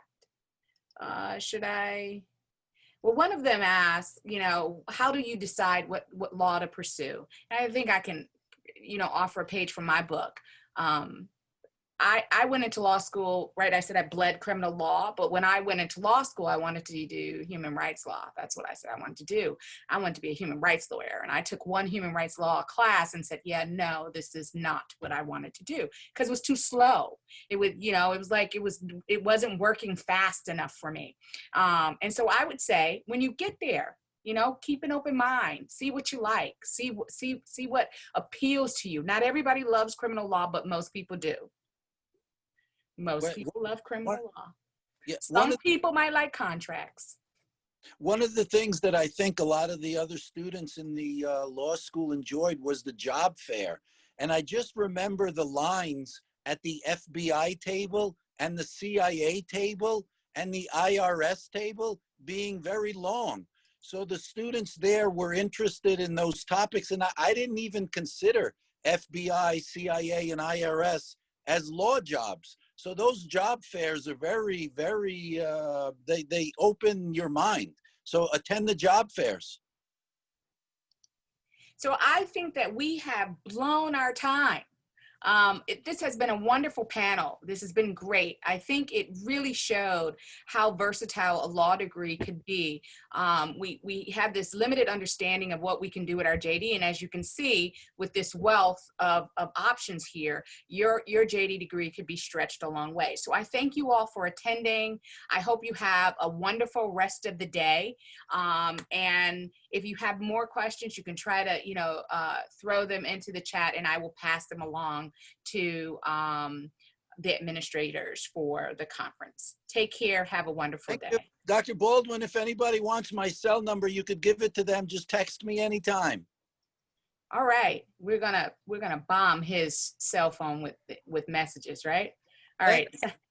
Anytime. Go CUNY, CUNY, CUNY. I'd ask that the panelists stay on for a few minutes. Yeah. Okay, if you can all just stay on for just a second. I think I sent you all a chat in the text. If you could look at the camera. Thank you. So before we go on to the next panel, and before I give my thank you, I want to reiterate what Dr. Baldwin said. If you asked a question and we ran out of time, we will make sure that we address it. I know there were some questions in that chat that maybe Dr. Baldwin and Joe Park may want to address. And so we will write those into the chat, and we will provide everybody's information. So now my thank you. Thank you, Dr. Baldwin, and to all our esteemed panelists. Thank Well, you, everybody. Thank you, Tony. Wow, you're just such a joy all the time. And he's like this All all of, the time, all the all time. of you fascinating people, we should all get together and have a party. Let's meet in the middle somewhere. In virtual space right now during COVID, right, Doc? No, meet in the middle. Let's meet in Kansas somewhere. Okay, well, after the pandemic is over, we'll take you up on that. Okay. So I want to thank Dr. Baldwin and all our esteemed panelists for this insightful discussion about what you can do with a law degree. As you heard today, the options are limitless. Please, please, please explore all of your options and really engage in these conversations with all of us. So now I would like to welcome Cayetana Lascano Echevarne, because I think we do not have time for our break, Cayetana. And I'm going to pass it over to her. Cayetana is the program coordinator for HMARIA. She is an MD PhD candidate and a cancer researcher at the University of Nebraska, who will moderate our next panel, which will discuss the importance of your involvement in a student organization and examine how student organizations can push forth the agenda of diversity, equity, inclusion, and belonging in law school and beyond. Welcome, Cayetana and esteemed panelists. Hello, good morning for me, good afternoon for the Eastern timers. It's an honor to be here. As Dr. Rory said, I'm a recent graduate from the University of Puerto Rico at Rio Piedras with a biology major and a minor in medical humanities. I'm currently a researcher at the University of Nebraska. I'm taking my gap year here. I'm an aspiring MD PhD in cancer biology. And also I'm the program coordinator for HMARIA and the American College of Surgeons Operation Giving Back Puerto Rico and the Diversity in Medicine Pipeline Program. It's an honor to be the moderator for this amazing panel where we're going to be talking about Law School 101 and how the student organizations are important through your careers. We're now going to let the panelists introduce themselves. They're going to give a brief introduction about themselves, and then we're going to go on with the questions. So we're starting with Anthony Collier. Hey, how's everybody doing? Like she mentioned, my name is Anthony Collier. I'm the student body president at the University of Texas School of Law. I'm a 2L, and yeah, I'm happy to be here. Thank you so much. So Belier Domont. Everybody, thank you for inviting me. So happy to be here. My name is Beliard Demond. I'm a 3L at Berkeley Law School, and I'm representing the FGP, First Generation Professionals Group at the school. Thank you so much. Now Rachel Barnes. Hi everyone, my name is Rachel Barnes. I am a 3L JD MBA student at the University of Virginia School of Law. I'm representing the National Black Law Students Association. Thank you so much for being here. And Stacy Porch. Hello everyone, I am Stacy Porche. I am a 4th year evening student at Southern University Law Center. And I'm here representing president of the Child Advocacy Board and a member of Women in Law. Awesome. Thank you so much again for being here in this panel. Then I'm going to begin with the questions. Some of them are going to be for all of you, and some of them I'm going to pick 2 of you so you can answer. I gonna ask you please to have a 2 or 3 minutes response so we can keep on time and have time for the Q&A later on. So I'm going to start this question for all of you. What is the purpose of your organization and how has it helped you throughout your law school career? I'm going to start with Anthony Collier. So the Student Bar Association is the student government for pretty much every law school. The purpose of the Student Bar Association is to represent the students and to serve as a liaison between the student body and the law school administration, but also the administration of the entire university. And yeah, our job is to represent the students, make their jobs easier, make sure that their voices are being heard. Law school can be a very stressful time for some students, and so we're just there to make their lives easy. And we do like programming, social events, but also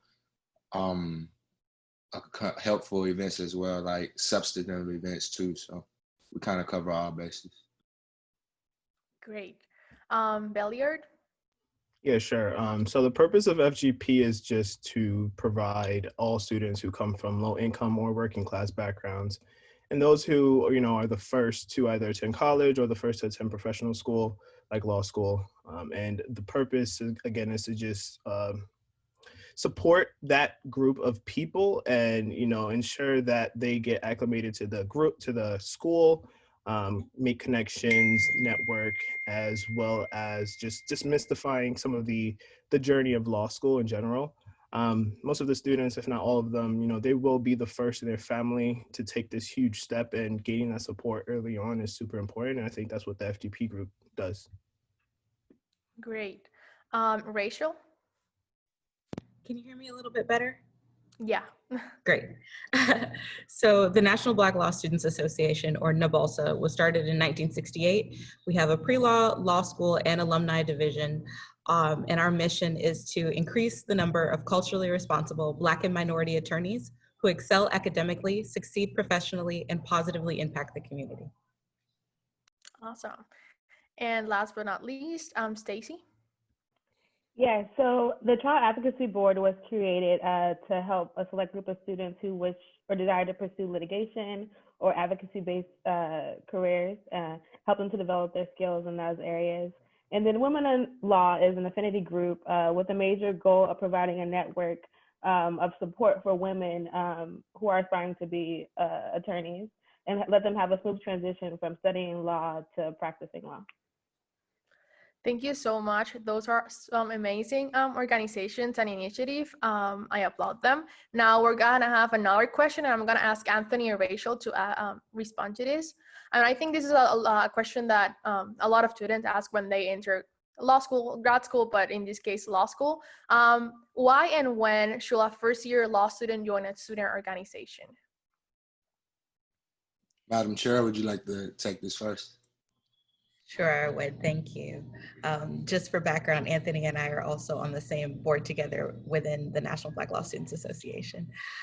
In terms of when I think it makes sense for a first-year student to join a student organization, typically within law school, within the first few weeks that you're there, your university will host some sort of activities fair where you get to know what offerings are available at your law school. There's typically an opportunity to sign up for a listserv and get emails from them. When it comes to full commitment, like paying membership dues or whatever the case may be, I think that should be done once you find the few organizations that you feel like truly will align with your objectives and identities, because it can be very overwhelming to be a member of a lot of different groups. So you want to be judicious about the groups that you choose to be a part of. So I think taking a little bit of time to reflect and think about what kind of time do I have and what priorities do I really have as far as my academics, my professional pursuits, and then what do I need personally? And then take the plunge as far as submitting your application for membership and joining an organization. Yeah, so that was a great job, Rachel. Thanks. So it depends on the organization, right? So if you're talking about joining your BOSA chapter in the National Black Law Students Association, you should join immediately. You should pay your dues as soon as humanly possible, because it's such a great support group, and they might have outlines that they can help you with your classes, and that's something you want to plug into immediately. And there are also other organizations like APASA, which is for the Asian students, and CHELSA, which is like Chicano, Hispanic students. So you as a student of color, you want to plug in it's immediately. It's maybe even before you step foot on campus, you want to be reaching out to those organizations because they're going to help you. Now, as far as student government, that's a little different because you have to actually run for that position. So you really can't join until we host the elections. But if you're interested in serving in the Student Government Association, the Student Bar Association, then I recommend you reach out to whoever the student body president is and kind of get on their radar so you can get some advice, some tips and advice on running. Awesome, that is some great advice. I can say myself, as an undergrad, at least I know it's not the same as grad school, but I was involved in a lot of student organizations, and sometimes it was like overwhelming having so much things to do at the same time. So I think what Rachel said is very important, to have your priorities straight and take a look at all of them and make sure that you're getting involved in one or two or three, or how much you want to be involved in, but give your best and like have your priorities straight again. And I think if you see one that like you see something you want to put into practice, or one organization doesn't have that, you can always found where that organization, or like make it happen. So you don't have to limit yourself to what you have. You can always make it yourself. So I think that's a good thing to know too. So we're moving to the next question, to Belliard and Stacy. What are some of the skills that you have gained from being involved in law school organizations? I'm not sure if Stacy want to take this first, but I guess it depends on what you're doing in that organization. If you're just a general member versus you being actually on the board. I mean, I can speak to the board. I'm both actually. So one thing that I noticed that the skills that some of the members and the board members learn is just networking, how to plan events, how to organize them, how to execute them, communication skills, and overall professional etiquette. You learn the emailing, you're dealing with faculty members. Oftentimes you might be dealing with practitioners in the legal space. And so all of these skills you're developing and you're sharpening as you participate in these organizations. And I guess as a general member, it's the networking that's big, and just cultivating a sense of space, essentially, something that you're comfortable with. And yeah, I think that's what I have so far. As a member and president of the Child Advocacy Board, I'd say the skills we've been able to develop are, your oral advocacy, litigation skills. And when I say that, we're talking about like questioning a witness, cross-examining a witness, dealing with objections. And these are all kind of things that are developed with practice. And so being a member of the board, you get the opportunity to practice them before you are an attorney. So those are definitely some practical skills you gain there. In Women in Law, it's going back to that networking. We get to speak with a lot of alumni who've graduated, and it really gives an opportunity to show how important it is to uplift each other, and especially in the stressful environment of law school. Awesome, thank you so much. Moving to the next question, this is for Anthony and Stacy. Could you provide an example on how your student organization has brought about change at your law school or community?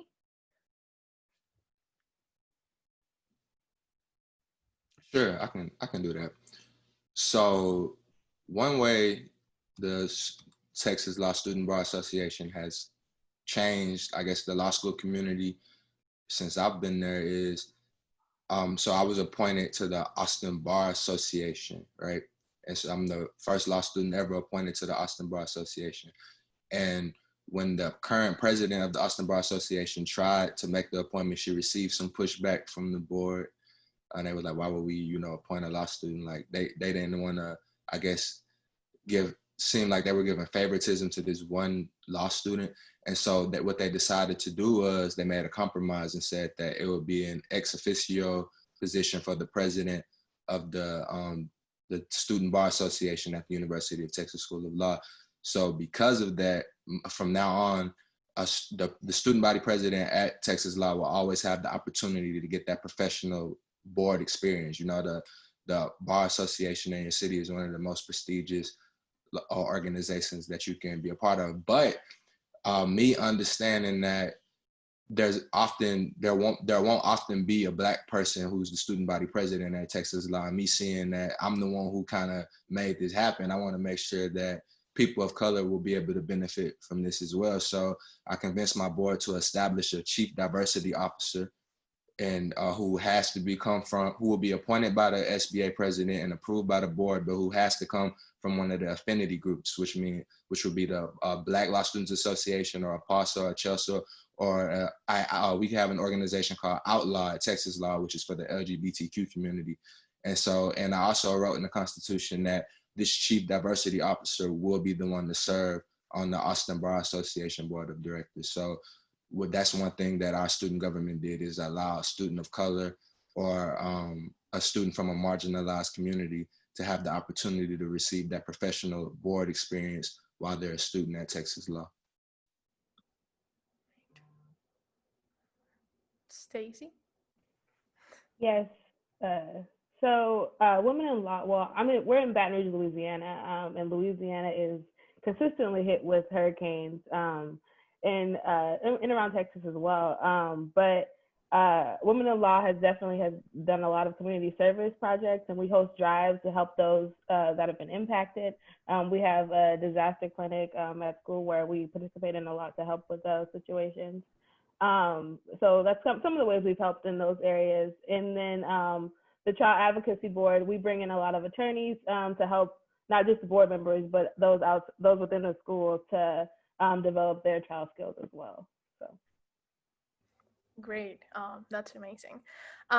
So another question I have, and this is for Rachel and Billiard. Now that we have touched on the benefits of joining a student organization, do you feel like there are any disadvantages on becoming part of student organizations during law school? I could answer that. So while joining a student org is great, I think that one thing that students need to be cognizant of is the possibility to cabin yourself in that org. Sometimes it's super important to facilitate those networks outside of your particular group that you feel comfortable with, and just, again, expand and explore what's uncomfortable. But again, definitely join these orgs super early. I definitely agree with Belliard that it's important to not get too comfortable within the groups that you've joined and to push yourself outside to the broader law school network. Another thing to keep in mind that I kind of hinted at when it came to membership is time management, because the more involved you get in these organizations, the more time is typically expected of you. So making sure that you're managing your own time to ensure that your law school work doesn't suffer because of what you're trying to do within your organizations, and being clear with your team, whoever you work with, about what your priorities are again and what your time is going to be important, so you don't end up running into a situation where you've got more demands and not enough time. Great. So I think one takeaway here is like time management, that it's important like in every step of your career, from undergrad to grad school to whatever professional career you decide to develop. So I think that's a very important takeaway. And sometimes it's difficult to say no because we want to be involved in a lot of things, and that happens to me too. I just don't know how to say no. I just want to be everywhere and doing everything. So it is important to keep ourselves accountable for our time and the things we want to do and get to there. So these are questions for all of our panelists. What is a takeaway you'd like our scholars to walk away with today? I'm gonna start with Anthony. Well, I think that, I guess I'll go with time management. It's the first thing that came to mind. Yeah, time management is very important. I say, like one of my mentors told me, if you consider your priorities like a jar, right? And you have sand and you have marbles. If you put the sand in first and try to pour the marbles in, everything won't fit. But if you put the marbles in first and then pour the sand in, the sand will fall in between the cracks and everything will fit in the jar. So the lesson is to put the first things first. And so, and everything will fall into place. So just make sure that you take care of business first before you do the other things. That was a great example. Now, Billiard. Yeah, so as I tell everybody that I mentor, or just anybody in general, just be confident and know that whatever space you're occupying, that you belong there. You've done a ton of work to even get to that space, and you have all the capabilities to do what's required at the next level. Continue to be resourceful and keep on asking great questions, especially for FGP students. You might not know a lot, and asking a lot of questions is super important, even if you think they're nonsensical. Someone has the answer and someone needs to know that answer. And again, there's no losses, just lessons, and take those lessons with you and just take it to the next level. Great. Rachel? I would say be proactive. the best thing you can do for yourself is seize whatever opportunities you're looking for and go out there and create them for yourself if they're not available. A lot of times in law school, it can be very methodical, kind of following what everybody else is doing or getting distracted by what everybody else is doing. So it's important to focus and go after what you want, even if it's not readily available, because you can make it happen. You can make it happen. That's right. Stacy? I'll say law school is an emotional roller coaster. There's going to be ups and downs, but kind of what Belliard said earlier, you have to keep pushing and know that you are enough, and everything will work out in the end. So yeah. Nice. I just want to let the attendees know if they have any questions, they can just type it on the Q&A and we can answer it as we receive them. In the meantime, I have more questions for all of you, so we're gonna go with them. Were you part of a pre-law program? If so, how did it help you prepare for your first year of law school? For example, time management skills, study habits, etc., etc. Because this can be anyone. I was a part of the greatest pre-law program in the world. It's called the UHLC Pre-Law Pipeline Program. I cannot express enough how incredible that program is and how much it has done for me. That program has, I believe, 3 tracks. I did all 3 of them because I couldn't get enough of the program, and they kept accepting me back. So I was like, hey, it's awesome. So I first did the program the summer after my freshman year, and I believe that program is called Scholar One now. And so in the Scholar One program, I was able to take classes from the incredible faculty at the University of Houston Law Center. I took law classes there, and they also gave me LSAT prep. The second track, and an internship. So I received a paid internship with the Bracewell Law Firm in downtown Houston in the Pennzoil Tower, which was an incredible experience. The second track I did was all LSAT prep. And also the admissions office at the University of Houston Law Center really helped me with my application process, like from beginning to end. And they walked us through it. They held our hand, and it was an incredible experience. And then the third track was the Bridge internship program, and that was another internship. And I got to choose. I kind of had my pick of the litter, and I decided to go back to Bracewell because I had connections there. And then I ended up meeting one of the professors at Texas Law while I was there. And also the 1L class, that summer class, I met a lot of students who were at Texas Law. So when I came to Texas Law, I already had all of these connections. So I can't express enough how important pre-law programs are. They're very essential to assisting students, especially students who are not well represented in the legal community. Great. So we have a question here, and I think this is one of the most asked questions in like every profession, because once you get to that like point where you are doing the thing, you're in grad school, you're in the way of becoming what you always dreamed of. It's like, what inspired you to pursue law, or like any grad school you're in? And if you can talk about what inspired you to become lawyers, or like dual degree programs you're in too, or like student organizations you're involved in.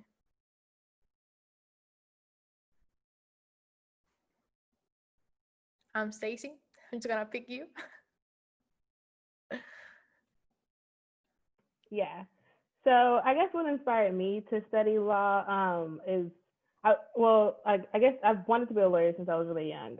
And it started because I was like, oh, I want to be the president one day. And most presidents are lawyers, but I don't want to be the president anymore. But I guess why I really like it and kind of why I pursued it was I like rules. I like the rule of law. I like applying the law. And I've so far really, really enjoyed studying law and being in law school. So I guess that's kind of where my inspiration goes. I like knowing the rules and being able to argue both sides of it, learning how to argue both sides of it. So yeah. Great. Rachel? Sure. So initially, I wanted to be a teacher. I wanted to teach science. Before I went to undergrad, I was in a pre-professional program where I taught 5th grade physical science and really, really loved it. But then I went to undergrad, and chemistry just did not work out the way I wanted it to, so I had to pivot. And also, I realized that there were a lot of gaps in the structure of the education system, and that was something I wanted to understand a little bit more. So that's where my legal interest started. I was also involved in mock trial in high school, and then joined the mock trial team in undergrad. And I really liked what I was doing, but I felt like I didn't know enough about law to commit to it. So I interned at the DA's office during my last year in undergrad, and decided, again, criminal law wasn't for me. And so I was like, well, maybe law isn't my thing. But then I got a job as an immigration paralegal at a large law firm in Atlanta. And I really liked the law firm environment. I got so much exposure to different people and was able to talk about different practice areas that I had no idea about before having that job. And that kind of solidified that that was the course that I wanted to take. And my practice area of interest has definitely evolved over time, but I'm really happy to say that I will be practicing corporate law after school. Nice. Yeah, I gotta say chemistry is that course in like science that it's like very special. Beliar, do you wanna say something about that? Yeah, sure. The question was why law? Yeah, why do you want to pursue law? Why do I want to pursue law? What inspired you to pursue law? For sure. So just growing up where I came from, I'm from Queens, I'm from New York, by the way, and I did go to John Jay. But much of the things that I saw was, disadvantages to either people of color or marginalized communities. And I wanted to fix that in some way. Not sure how, but I did. And eventually I just turned to the law, seeing that it was, I guess, the best way for me to impact policy, as well as understand the economic disadvantages that, again, these sorts of communities have, or these sorts of communities are involved in. And so just go into the law, and also mentor. I had a mentor through the Ronald H. Brown Prep Program, now called the Rising Scholars of Justice. And through that, I met this man who really inspired me to become a lawyer, because he was doing all the things that I wanted to do. And he was from the same community that I came from as well. And I think that's really what motivated me to pursue the law, just understanding that it could impact a lot of the things that I wanted to do or we're passionate about. Great. Yeah, I think, yeah. Oh, I was just gonna say, so I'm a first generation college student. Growing up, I didn't know any lawyers, and my freshman year at TSU, I'm friends with these people in this organization called Collegiate 100. And the Collegiate 100 students at TSU were going to a Collegiate 100 event at the University of Houston. And so they invited me to go, and I went with them. And so I went, and on the panel was Dr. Eldwin Lee, who was at the time, I believe, the vice chancellor of the UH system. And he's also a husband to U.S. Congresswoman Sheila Jackson Lee. And I really enjoyed what he had to say on the panel. And so after the panel, I went up and introduced myself to him, and we had a conversation. And at the time, I was super radical. I was like an activist. I led protests for Sandra Bland, and like a lot of stuff, like shutting down City Hall, like crazy stuff that I kind of blush at now. But after our conversation, he was just like, you should consider law school. And he was really the first lawyer I had an in-depth conversation with. And he was like, we have this new pre-law pipeline program that our new Dean Baines has brought to UH. He brought it from, I think, St. John's. And I want you to apply, And then later on, I met Miss Kristen, I guess, via email. And then during the pre-law pipeline program, I figured I liked it. I was good at it. I ended up winning the top trial advocacy award. And that's when I really thought that one, law school is something I could do. And that two, with these skills I can learn from law school, I can make some of the changes that I would like to see that I see we need from a ground level. And that's what inspired me to go to law school. Awesome. Yeah, I think sometimes we just know we want to do certain career, law or medicine or MD, JD, and sometimes we don't, and that's okay. We just have to be open-minded and look for those opportunities to expose ourselves. And I know not everyone has this privilege to have opportunities, to expose themselves and everything, but that's important of reaching out and looking up for mentors to get to know, to connect you to other mentors. And I think that's important. It's not only having one mentor, it's having a person who knows more persons or more people that can help you get to that place you want to go and that career path you want to follow. We have another question. It says, what law concentrations do you all plan on going into, and how did you come to that conclusion? Rachel. Sure. So I have a dual degree right now that I'm pursuing, JD MBA, so Master's in Business Administration. Like I mentioned, want to do corporate law, but I'm not concentrating when it comes to my academic schedule. I go to the University of Virginia School of Law, and at my university, there aren't many concentrations. There are offerings where if you take X amount of classes, you kind of get more exposure to a certain area, but there's no requirement to have a concentration. So I decided that because I had such a broad range of interests and wanted to get exposure to a lot of different types of law while I was in school, I decided not to have a concentration. But obviously the MBA is something of a concentration because it gives me exposure to business level classes. And I did that partially because I wasn't sure I wanted to be a lawyer forever. And I felt like having an MBA would give me more flexibility to transition into a more corporate position if that was something that I decided to do in the future. Awesome. Billiard? Yeah, so at first I didn't really know what track I was going on, but I worked in finance for 3 years prior to going to law school. And so my natural inclination was doing corporate transactional work. And that's what I'm likely going to be doing. I'm heading to New York at a big law firm. And that generally I'm going to be doing mergers and acquisitions in capital markets. How I got there, again, finance. I was also not too enthused of the legal writing courses at law school. Nice. Stacy? Yes. So I will be going practicing bankruptcy and commercial litigation. And the way it kind of came about, I before law school, I did accounting work, and I kind of too thought I was going to go more into the transactional work. But then I came into law school, took some litigation classes, kind of fell in love with it. And bankruptcy is kind of the only area that lets you do kind of transactional work and litigation work. And then job opportunities, I'll be clerking for a federal judge in bankruptcy court. So getting that experience and opportunity, and then going to a big law firm after. So. Nice. Anthony?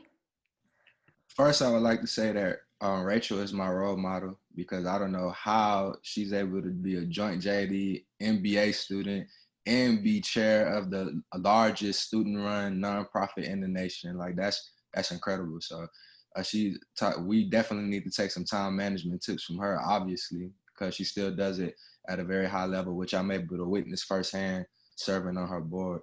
But the reason why I chose, well, first of all, I think the question was, how did we choose, what's our concentration and how did we choose it?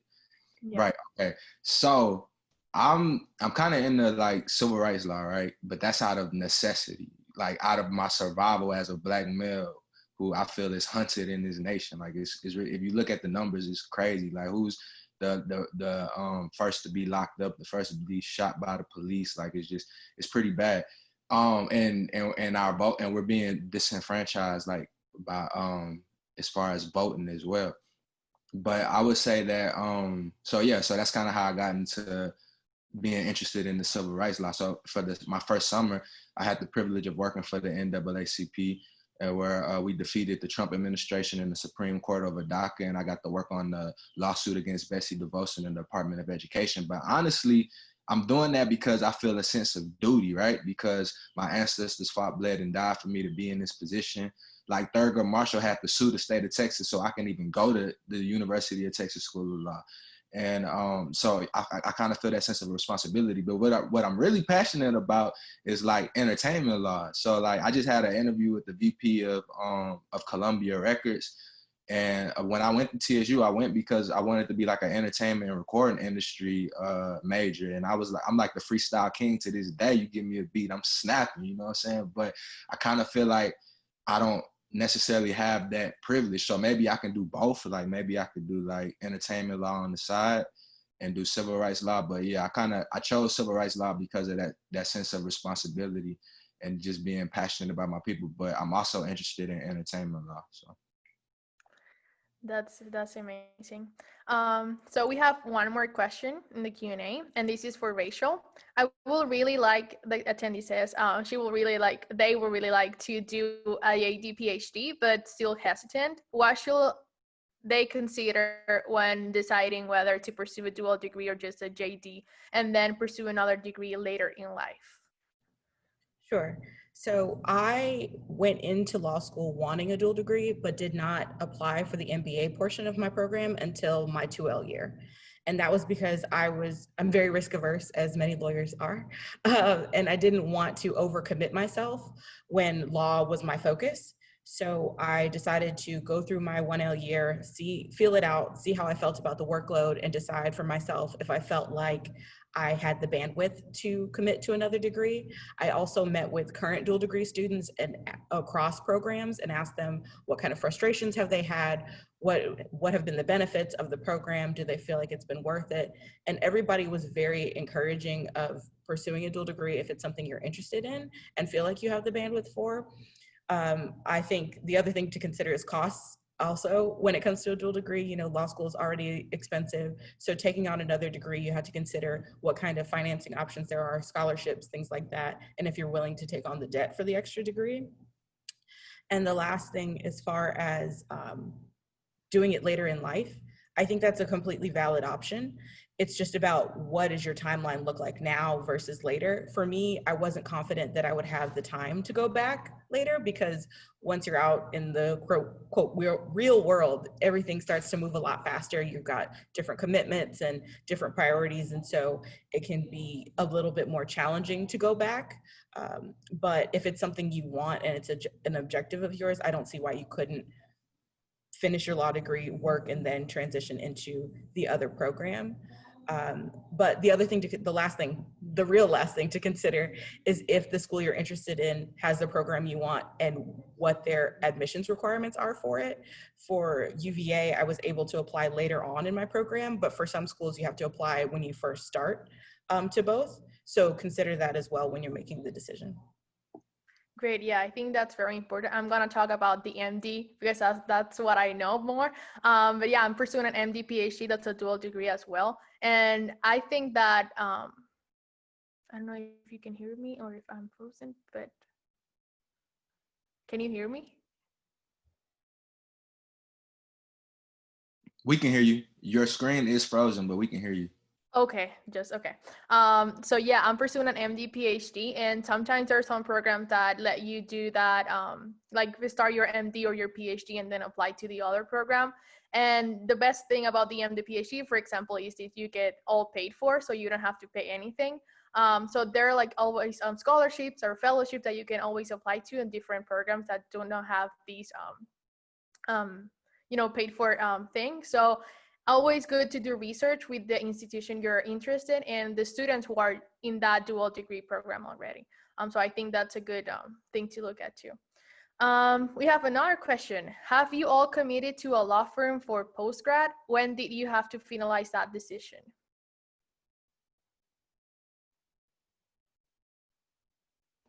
I can go.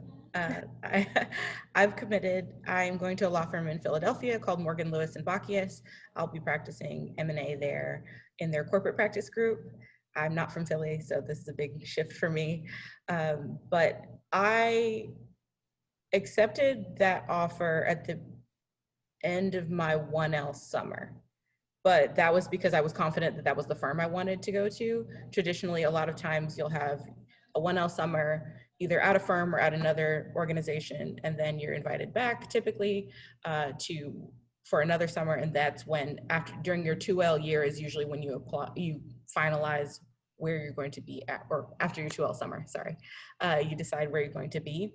But there's a lot of flexibility with that. Typically, once an offer is made, you have at least 2 weeks to decide. If you don't, you can ask for that. Using your career services team to kind of talk through that would be important. But it's really up to you about when you want to commit. You're able to, once you have an offer, go back to the firm if you're able to be in person and visit, talk to other people from the firm, just so you can get full information, because the goal is for you to make a decision that you're comfortable with, not just because of the firm's timeline. So definitely advocate for yourself when it comes to the offer situation. Don't feel like you have to make a decision on the spot just because they gave you the offer on the spot, because it's important to have full information when you go into that. Awesome. Anyone else want to add to that?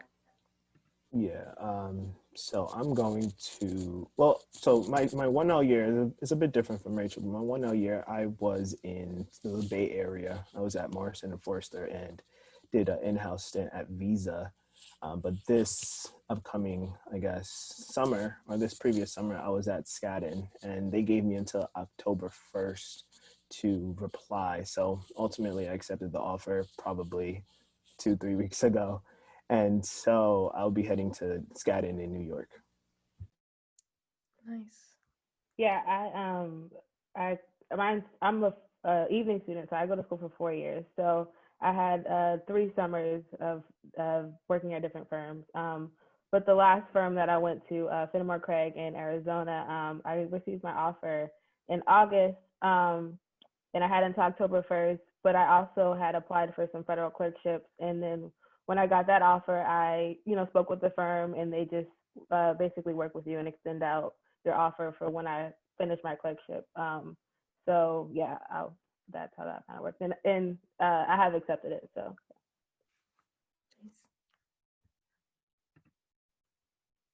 Okay, we have 2 more questions, but I think they're related. So what advice will you give to an undergrad exploring the field of law? And the other question is, what do you guys have for undergrads who are interested in pursuing law? And what should we expect, or how best can we prepare ourselves for law school? And that's a very important question. Anthony. Oh, Stacey was gonna answer first, sorry. Well, I was gonna say practice writing. Writing. It's kind of everything. If you can, take some extra English classes, just to make sure you have at least the foundation, because when you're learning to write in law school, it's kind of different, but you still need that foundation. So definitely, that would be my best advice. I would say, don't accept other people's definition of success, right? Because when you get to law school, a lot of people come into law school and they wrote on their personal statement, I want to change the world and I want to save kittens and I want to, just do this public interest law. But when they get out there, they're helping Goliath slay David, which is not necessarily a bad thing. Like, get the bag. I'm totally fine with that. You can always donate to public service organizations, but don't be pressured into doing something you don't want to do. Lawyers have a high rate of suicide, a high rate of alcoholism, because a lot of them are not satisfied and they're not really happy with what they're doing, but they get something called a golden handcuffs. And so the golden handcuffs is like, say you went into law school, but you had to take out a bunch of loans, right? And so, and you feel you have this mountain of debt, which we need to eliminate student loans. But anyway, you have this mountain of debt. That's a conversation for another time. You have this mountain of debt, and so now you're like, okay, I'm gonna do big law for a few years, just to pay this off, and then I'm gonna get back to saving kittens or doing whatever it is that I'm passionate about. But then you buy a house, you buy a car, you get married, you have kids, and now you're accustomed to this lifestyle, and you can't afford to go and do public interest law. You're trapped. You have to keep working at this job. Those are the golden handcuffs, because they're golden because you live in large, but at the same time, you stuck, you're stuck like Chuck. So I would say, and some people want to do corporate law, and that's fine. You could try to be the greatest corporate lawyer you ever were and do pro bono, and donate to the National Black Law Students Association, when you getting paid. But I would say, don't accept other people's definitions of success. Also, another some people, when you come in, they'll say the only way to be a successful law student is you got to be on law review, you got to get the big corporate law job, you got to do this, that, and the third. That's also not necessarily the case. You need to figure out what you want to do and follow your own path, you know. So I would say that as well. Like maybe you're passionate about the Student Government Association, or maybe you're passionate about moot court or mock trial. There are plenty of ways to be successful and to stand out. So I would say find your lane and stay in your lane. And the last thing I would say is, this is something that I learned from Collegiate 100. Your network is your net worth. So it's critical that you get to know your peers and you're networking with your peers. I'm in the class of 2022 G. Rowley White Public Service Scholar at Texas Law. I have a full scholarship. And I'm telling you, I wouldn't have even known about that scholarship if it wasn't for one of my friends invited me to an MLK march in Austin. I went to the MLK march. I met somebody who knew somebody who worked at UT, who did an e-introduction. I walked in there, introduced myself, and they were like, "You're awesome. Apply for this scholarship." I wouldn't even know that scholarship existed if I wouldn't have knew someone who knew someone who knew someone. And so I got a full scholarship just based off, I mean, I still have to apply, but like, you know, I got an opportunity to get a scholarship based off network alone. So make sure you're networking. And I'm going to drop my email address in the chat. This is your first networking test. Feel free to reach out to me if you have any questions. I'm happy to help out anyone, and I'm doing that now. So That's great. Thank you. So a closing question, and I'm going to ask for you to answer in 1 or 2 sentences. What was your most challenging part of your first year of law school? And if you could redo it again, what would you do differently? Rachel. So the question is, what would I do? What do I wish I would have known? Challenging part of first year, and how, if you can redo it, what would you change? Sure. So I would say the most challenging part for me was maintaining tunnel vision. And what I mean by that is not getting sucked into what my classmates are doing or what they say. They say they've got all the outlines, or they know they're going to ace this exam and things like that. Or, oh, I'm going to this networking event, you're not going, you know, things like that happen throughout law school. And sometimes it's not even meant to be harmful, but it can be distracting, because then you start to doubt yourself, like, oh, am I supposed to be doing that? Should I be doing this? Am I doing anything right? Just recognizing that law school is new for everybody. So a lot of people are just winging it. And even if they say they've got it, they probably don't have it all. So if I could have done it over, I would have done a better job from the start of focusing just on myself and reminding myself anytime that I was feeling doubts or feeling distracted about why I was there and what I needed to do to succeed. Awesome. Stacy? Yeah, I think I probably have to agree with Rachel on that. Just knowing that like nobody really knows what they're doing, and we're all trying to figure it out. But people sometimes like to appear as if they do know what they're doing. I mean, everyone, this is how it happens in law school. But just knowing that, like, you know, just don't try to compare yourself to others. It's your own journey, and it's a long journey. It's a marathon, and it's very transformative. So just going into it with that mindset. Awesome. Belliard? I'd say self-care. That first semester specifically can be brutal and doable, but for sure brutal. And sometimes you might not remember to do some of the things that you would have otherwise done, probably play basketball, work out, eat better than McDonald's or whatever at 12 o'clock in the morning while you're reading some cases. But definitely self-care. I'll do that a little bit better if I had another, go at it, which I'm okay with. I don't need another go. Thank you. And Anthony? Take your writing class seriously. Take your writing class so seriously. It might not be as many credits as constitutional law or criminal law, but your first summer job is going to be everything you learn from that writing class. So just pay a lot of attention, ask a lot of questions, and take it serious. Awesome. I think some of the main takeaways from this amazing panel is time management, that's important. Self-care and wellness, that's very important. And don't compare yourself to others, because you have your own journey and you can always do it, and always reach out. Don't keep your questions to yourself. So thank you all so much for being here and talking about these important things in law school, and best of luck with your careers. And I want to let all the participants know that we're going to take a break until the keynote speaker at 12:15 Central Time and 1:15 Eastern Time. And you can bring your lunch and we can all listen to the amazing keynote speaker we're going to have today. So I'll see you in a bit. Thank you so much. Thank you.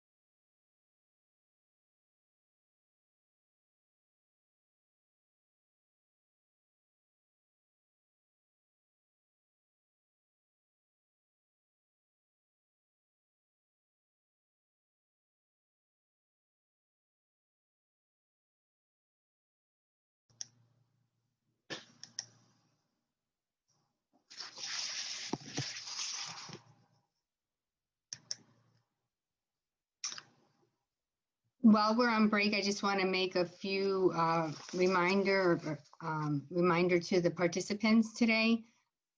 Please use the Q&A feature to ask any questions you may have, and we'll do our best to answer them. At the end of the keynote address, which will start shortly, we will provide you with links to the law school fair admissions officer rooms. And we're also going to be hosting a raffle where we're going to raffle a free LSAT test prep course from Magoosh. And by the way, just a reminder that everyone in attendance today will receive 15% off Magoosh test prep offerings. So we want to thank Magoosh for that. And we're also going to be offering from the Princeton Review 5 gifts of LSAT books. So please stay tuned, and we hope to see you soon at the keynote speaker coming shortly. Thank you.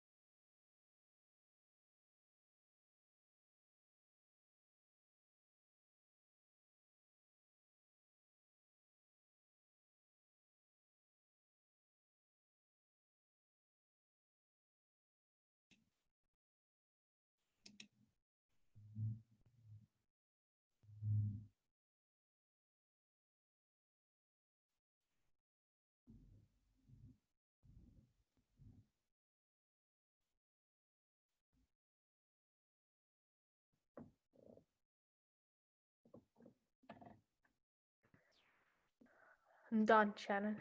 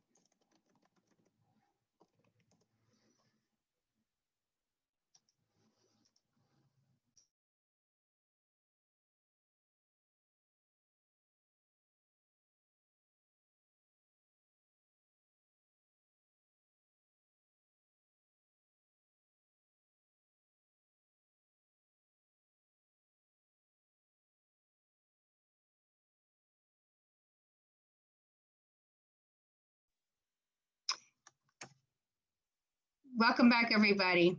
Before we go on to the next portion of our event, which is the keynote speaker, I'd like to make a few reminders. I'd like you to please use the Q&A feature to ask any questions that you may have, and we'll do our best to answer them. At the end of the keynote address, we will provide you with links to the Law School Fair and Law School Fair admission officers' rooms. So just keep an eye on the chat feature.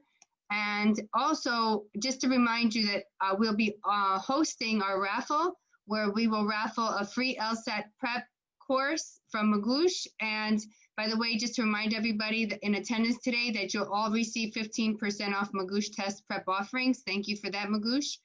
And thank you also to the Princeton Review, who will provide us with 5 LSAT prep books. So thank you, Magoosh and Princeton Review, for supporting our participants. I want to thank Cayetana and our esteemed panelists for the amazing conversation and insight into the power of student organizations. And I'd like to now turn over this portion of the event to Anthony Collier, a program alumni, who will be introducing our keynote speaker for today's event. Thank you. Anthony? Thank you. I think you got to give me permission to turn my video on. Okay, here we go.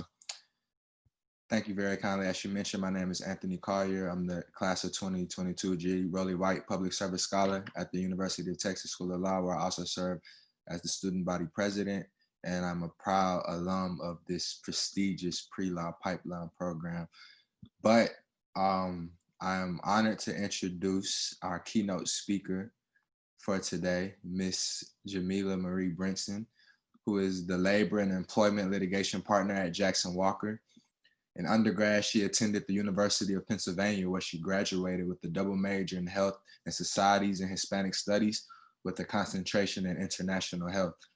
Ms. Brinson then went to the University of Houston Law Center, where her long list of accomplishments includes being elected president of the Black Law Students Association. She was also selected as a University of Houston Law Center Health Law Fellow during the 81st Texas Legislative Session, and she worked as a health policy analyst for former State Senator Pruitt. Ms. Brinson has a strong commitment to upholding the principles of diversity and inclusion in the legal profession. She actively participates in academic, community, and law firm efforts to recruit, develop, retain, and celebrate a more diverse and inclusive legal workforce.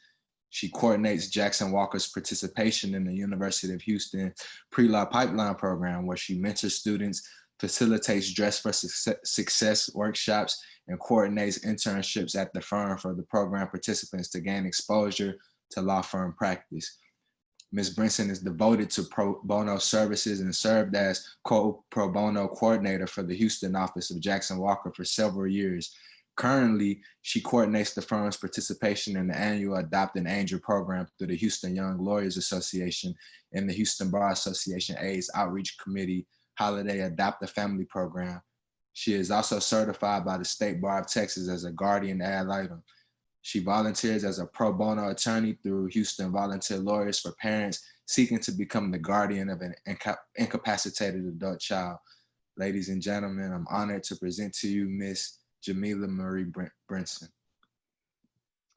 So we're having a little bit of technical difficulties, Anthony, with Ms. Brinson. So while we wait for her to reconnect, I'd just like to give a special thanks again to our sponsors, the Southwest Water Company, the CUNY Black Male Initiative, Jackson Walker LLP.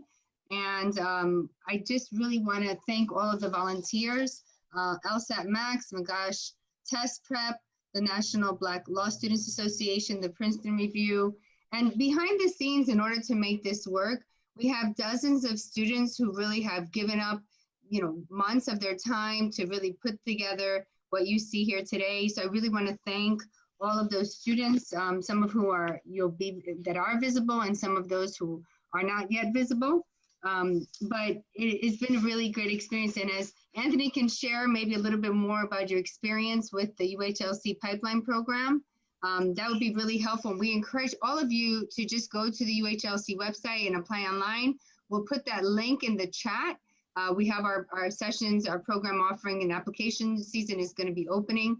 If you're a CUNY student, you can, and you're at John Jay College, you can apply to the John Jay Rising Scholars of Justice program.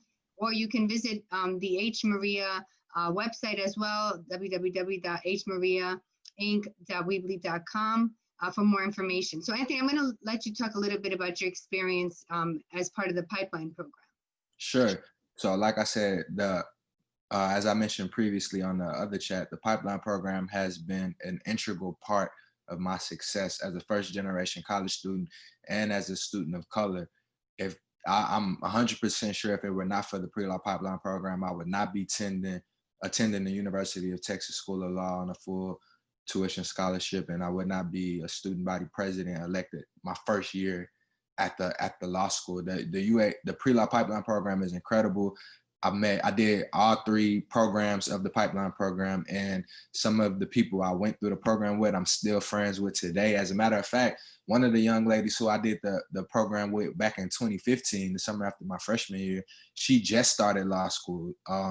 And she reached out to me about outlines, and I sent her some of my outlines. I was like, sure, you know, I was happy to help her because I remember her. I remember how hard she worked and how much she wanted to go to law school. And because of that, I sent her my outlines, and I'm sure she's going to do great because my outlines are awesome. So yeah. And also having access to Dean Baines. All right. So Dean Baines is the dean of the University of Houston Law Center, and he's one of the most respected legal scholars in the nation, probably the world. He's awesome, and he's just a great resource to have. He's someone I'm still in contact with today, and I didn't even go to the University of Houston Law Center. Just from being in that program, I was able to forge that connection with him. We talk often. He's actually serving as a speaker for a program that I'm putting on in January for pre-law students. And so just having that connection to Dean Baines is incredible. Miss Kristen also, who's the program director, she recently wrote me a letter of recommendation for a scholarship that I'm applying for. So it's just the connections in the pre-law pipeline program run deep. When you go there, not only will you connect with the faculty and staff at the UHLC pre-law pipeline program, the dean of the law school, the director of the program, but also your peers too. These are going to be the future leaders of this nation, you know? And so it's a great opportunity to be able to be connected with them and learn from them and grow with them as you pursue your legal education. Thanks, Anthony. So we're going to change up the program just a little bit. There's a question here that I think we can answer, and we can actually have our keynote answer, but I'm just going to pause for a second, and we're going to turn to the raffle, which I'm going to have Cayetana help me with. Anthony, if you could stay on, that would be great. Sure. Great. So we have a raffle, and we have some really great prizes that we're really excited to give away, worth a lot of money, thousands of dollars, as you know, for diverse students, underrepresented students, first generation, low income students. This is a really big expense. So we're really happy to partner with LSAT Max, which was last Saturday, allowed us to give away some great gifts. And this weekend, on Saturday, we're going to be offering the Magoosh, who's provided us with a big gift for today's event. It's offering 1 free LSAT prep course. And again, just to remind everybody, everybody's going to be able on this call to get 15% off of any Magoosh products. Just look at the hub and you'll find the discount code. So thank you so much for that. And then we also have, as I mentioned before, LSAT, in terms of LSAT prep, the Princeton Reviews provided us with 5 LSAT prep books that we're going to also be raffling off. So now let's turn to that raffle. Cayetana's on the line. She has been taking attendance during our fair, and she's entered everybody's name that's in attendance on a sheet. So I'm going to roll a ball. I have a ball roller. I'm sure I don't know if you guys can see that because I have a virtual background, but just trust me, it's totally random. And so we're going to roll a ball to select the first winning number. The people have to be in attendance, so that's the rule in order to get the prize. So the first prize is for the Magoosh LSAT prep course, and that's going to go to number 23. So Cayetana, I'm not sure. Marco Venegas. Congratulations, Marco. You just won an LSAT test prep course from Magoosh. Here, please raise your hand. He's here. I see him in the chat. All Oh, right. If you can send us your email so we can contact you afterwards, that will be great. Congratulations to you. Okay, so now our next runner-up is going to get a gift from Princeton Review, and that's number 11, Cayetana. 11 is Ezra S. Ernest. Okay, Ezra, are you here? Ezra Ernest. Let me look and see if he's in there. Yeah, I see him. Awesome. Congrats. Congratulations. Okay. Could you give us your information, please, in the chat?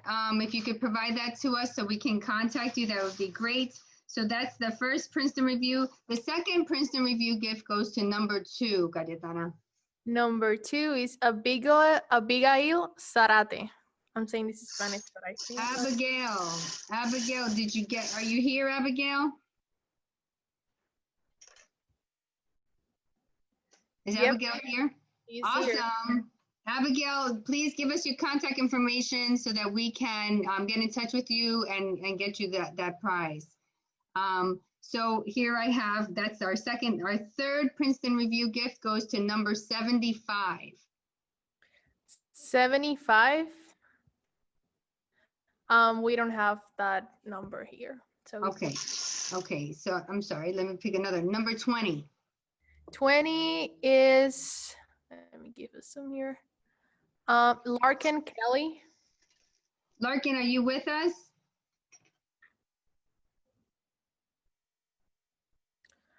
I see her in as a participant.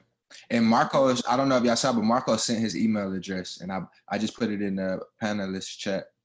But Larkin, send us your email address. Larkin, we need your email address. Are you here?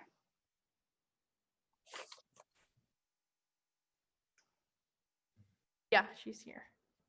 Great. Okay, so I'm going to pause that there, and we could finish that raffle after the keynote because we see that our esteemed keynote speaker is able to connect. And we will, I'm going to ask all the other panelists to please shut off their videos, please, so we can allow our esteemed keynote to address. Attorney Brinson, we did your intro. We know that you had some technical difficulties, and to the participants, we'll pick up on the raffle as soon as we're done with our closing speaker. Thank you. Thank you, Dr. Rory, and thank you, Anthony. I'm so sorry that I missed the introduction. I know that it was amazing because I heard you on your last panel on Law School Organizations 101, and actually I am familiar with you because of my involvement with the University of Houston Law Center pre-law pipeline program, and know that you have done amazing things and will continue to do amazing things. So I'm very honored that you introduced me, and thank you for that. So my apologies for the technical difficulties. You guys, if you can understand, I usually use Zoom every single day I have since March. I've been working from home and I use it for hours all day, every day. So of course, on this day at this time is when my technical difficulties occurred, but I'm so glad and thankful to Shannon for helping me to get in, because it would have made me very sad not to be able to be here with you all. It's a great honor to be asked to speak to you all today. I've watched the panels and I am just in awe of all of the panelists and the wealth of knowledge and experience and that they have shared with you, and just the grit and the resilience and the passion that has come through. And I know I felt it and I learned a lot from the panels today, and I hope that you all have too. In a nutshell, the message that I have for you today is words of encouragement that have helped to push me along and keep me motivated on this journey as an attorney and as just a human being, at a time when there's a lot going on. And I hope that these words resonate with you and encourage you. So my words for you today are to be encouraged, to keep the faith, work hard, and live the life that you are destined to live. To start off, I want to be, very clear that it is an honor to be a partner at a big law firm here in Houston, but it took and it takes on a daily basis a lot of work, a lot of passion and faith and encouragement to do what I do, and I'm sure all the panelists can say exactly the same. The practice of law is not for the faint of heart, but I know you all know that, and there's something that is pushing you and motivating you to pursue this path, just as it was something in me that pushed me to pursue this path and continues to push me to pursue this path. And that thing will take you very far. I am a child of immigrants. My parents came here to the United States, to New York in the 70s from a small country, Belize in Central America. It is the only English-speaking country in Central America, and we have a very strong and proud Caribbean background in Central America, which is very interesting. I know some people always find that to be confusing, but they came here just like I'm sure some of your families in search of a better life and to provide a better life for their future children. My mom graduated from college a year before I graduated from college. She worked very hard, and she, for most of her life, was a pattern maker. And I know for a fact that that career no longer exists. Basically, she made patterns that were then used to make clothing. So when I was growing up, my parents were divorced, and she worked really hard to try and provide for us, but she was often laid off from her jobs. And I just constantly witnessed her frustration and her worry about providing and making ends meet. And what she always told myself and my sister and my brother was to make sure that we stayed in school and we worked hard and we saved our money, and just the lessons that she felt would help to improve our lives. And that has always stuck with me, those lessons. And I've just continued to try to build on those with my own children.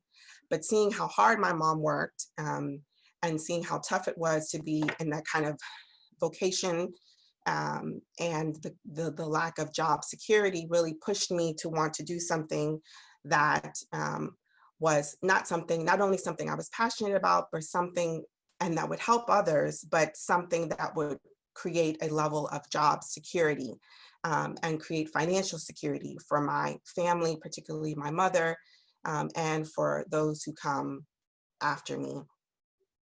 And so, it was important for me to make sure that I went to college and that I, followed a path that I could help my family. And so growing up in Miami, specifically in Carol City, Florida, I don't know if any of you all are familiar with Miami and Carol City or Opelika, but if you know Uncle Luke, and if you are aware of, Trina, and I mean, that was my hood, that was my neighborhood, that's where I grew up. Growing up, if you wanted something for your birthday, you would ask for, and this is generalizing, of course, but my friends, what was important at that time, which was the late 80s, early 90s, which was, getting a gold tooth for your birthday, that was a big thing, or getting, a nameplate, or getting door knocker earrings. I mean, that was, that just speaks a little bit to where I grew up in Miami, in Carol City. Toward the end of middle school, I read a magazine article about students of color getting full scholarships to attend college preparatory boarding schools. And that just blew me away. First of all, I'd never even heard of a boarding school. When I thought about boarding school, I thought about, something in England, some location in England where if you had a lot of money, your parents didn't want you to be there, they sent you away to this place. But there was no concept for me of students like myself who were hardworking and just knew that they wanted a better life for themselves and their families and loved school which was not necessarily cool, you know, where I went to school, wanting to be around other people who loved learning and wanted to improve their life circumstances. And it seems like that's what those students of color who obtained these scholarships and went to these boarding schools did. So I said, hands down, that's me. I'm going to apply. That's what I want to do. I had no concept and no concern for cost or anything of that sort. And so people thought I was crazy, as you can imagine. My parents probably too. And my mom, you know, looked at these glossy brochures and the $30,000, $40,000 price tag and was like, I mean, there's absolutely no way. I don't even make anywhere near what this school costs. But there was just something in me that knew that that was the trajectory that I wanted to take, that was important for my life. And I just took it step by step and did and achieved all of the steps that was necessary, and ultimately received a full scholarship to Northfield Mount Hermon, which is an amazing college preparatory boarding school in Massachusetts.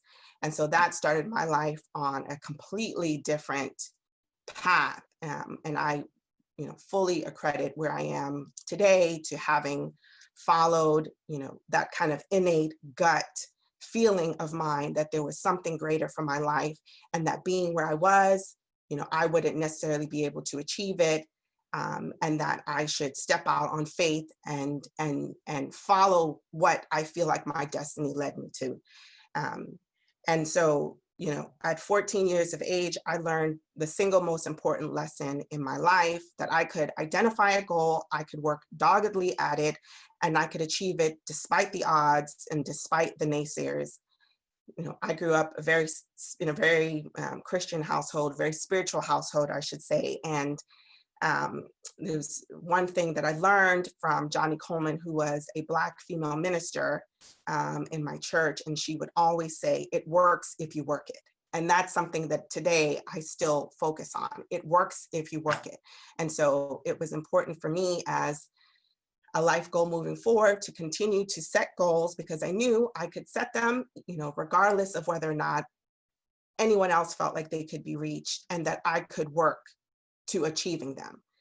And so since having, you know, graduated from boarding school and gone on to college, I've had a lot of different life experiences and many, many more challenges as you get older. You know, that's just life. I've set numerous goals for my life, and some I've achieved, but others I have not. And so despite the pitfalls and sleepless nights and lots of tears and questioning my greater purpose at times, I still know that I'm on the right path for me, and that I'm destined to live the life that I'm meant to live, as long as I continue, you know, to work it. I graduated from the University of Houston Law Center, but, you know, law school was tough. Law school was tough for me. I came from a nonprofit background. I'd been in the Peace Corps, and I'd worked in HIV/AIDS education program planning. And so what motivated me to go to law school was because I'd come across these powerhouse advocates who all had law degrees and who were running these nonprofit organizations, and, you know, were badasses, as I heard one of our panelists say earlier today. And I wanted to be just like that. And so I decided to go into health law and went to U of H. And my second summer, I took a summer internship with my current firm, Jackson Walker.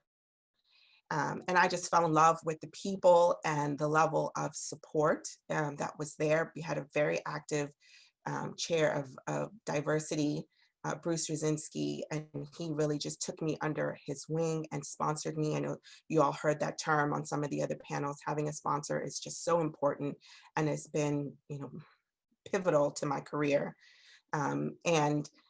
And I decided that's where I wanted to be. But it was on a completely different path that originally set me on the path to go to law school. And that's one other lesson that I've learned in my life, that, you know, even though I feel like I am destined to be on this path, it's taken a lot of twists and turns and circles. And so ultimately, you know, goals that I have set, they've changed. Whereas originally I wanted to run a major nonprofit, be a CEO of a major nonprofit. Then my goal became, once I became an associate at Jackson Walker, was to become a partner. And I find that my goals continue to change. But what's been important to my life is just establishing what those goals are and working towards them, and being open to the possibilities that there may be something else, even though I may not be able to see it. There may be a veering of the path or off the path, but there may be some other focus that is where I'm destined to head towards, and that I am destined to achieve, and just being really open and receptive to that. And that has made all the difference. So law firm life, my first couple years was tough. You know, like some of our other panelists have mentioned, the first in my family to go to law school, definitely the first in my family to work at a big firm. And I just had no concept of the billable hour and how much it would come to rule my life, and still does in a lot of ways. And I really questioned, what is it that I enjoy? Is this what I really want to do? As Anthony mentioned during his panel discussion, you know, I didn't want to be or have the golden handcuffs. Yes, I was making, and I do make, you know, significant amount of money that helps me to support my family and my extended family. But is this what I truly enjoyed? Is this what I work so hard and what I'm passionate about? And you know, there are days that I do question that. And there are other days when I'm like, yes, this is exactly where I'm meant to be. It provides a platform where I'm not only able to help the clients who are able to pay for their services, to provide a voice of reason as a woman, as a Black woman in the practice of employment law, representing large companies or representing employers, particularly with regard to whether or not they have, you know, engaged in any type of practice that may be discrimination or discriminatory to any of their employees, and helping them to think about, you know, the facts and what may have happened, to understand if there is any fault there, and if there is, what they need to do to rectify it. And sometimes I bring a perspective that and a client may not have even thought of, because there's no one in the room that looks like me at that level. And so it has been an honor, and sometimes it's tough, but it's still been an honor to be able to be at the table in that type of role, and to, you know, to play a role and to be of service to those clients. But it also has been important to me to be a role and to be of service to clients who cannot afford our fees. And that is one thing that a law firm or a large law firm platform allows us to be able to do, which is to be able to do a lot of pro bono work and to pursue, you know, our passions, and to be an advocate in those areas that are important to us. And because of that, I've been able to be involved in the University of Houston Pre-Law Pipeline Program, which is an amazing program. You know, I implore all of you all to at least explore the possibility of being a part of the program, and just seeing how much of an impact it has had in the lives of so many students, particularly students of color or students from under-resourced communities who would not have had an opportunity to have exposure to the law in this type of positive way. And I am, you know, have learned so much participating in the program, meeting the students through the program, and being a voice with my firm to continue to support the program. And I hope that we do so, you know, for many, many years to come.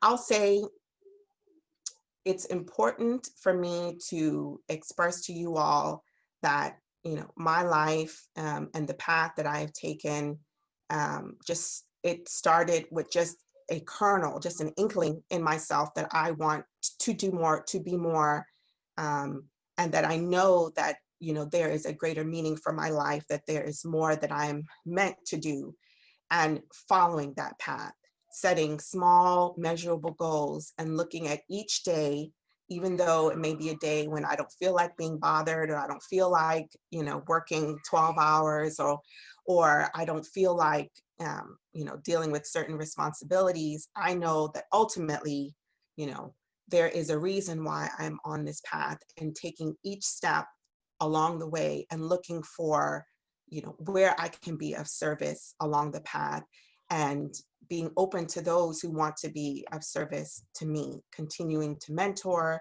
and continuing to be mentored.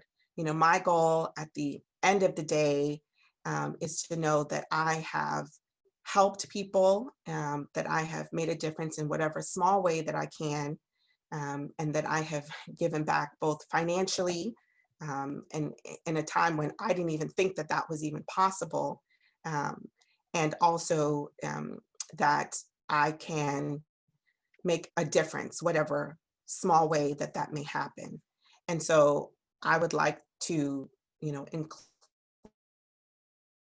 closing, when I think about my departing words in one or two sentences, Dr. Baldwin mentioned on an earlier panel and asked each panelist, if you could sum it up in one or two sentences, what would you say? So I would say, be encouraged. You are here for a purpose, and you and only you can do what you were put on this earth to do. To believe that, to work hard, keep the faith, persevere, and celebrate each and every achievement, whether big or small. I wish you all the best, and thank you for listening.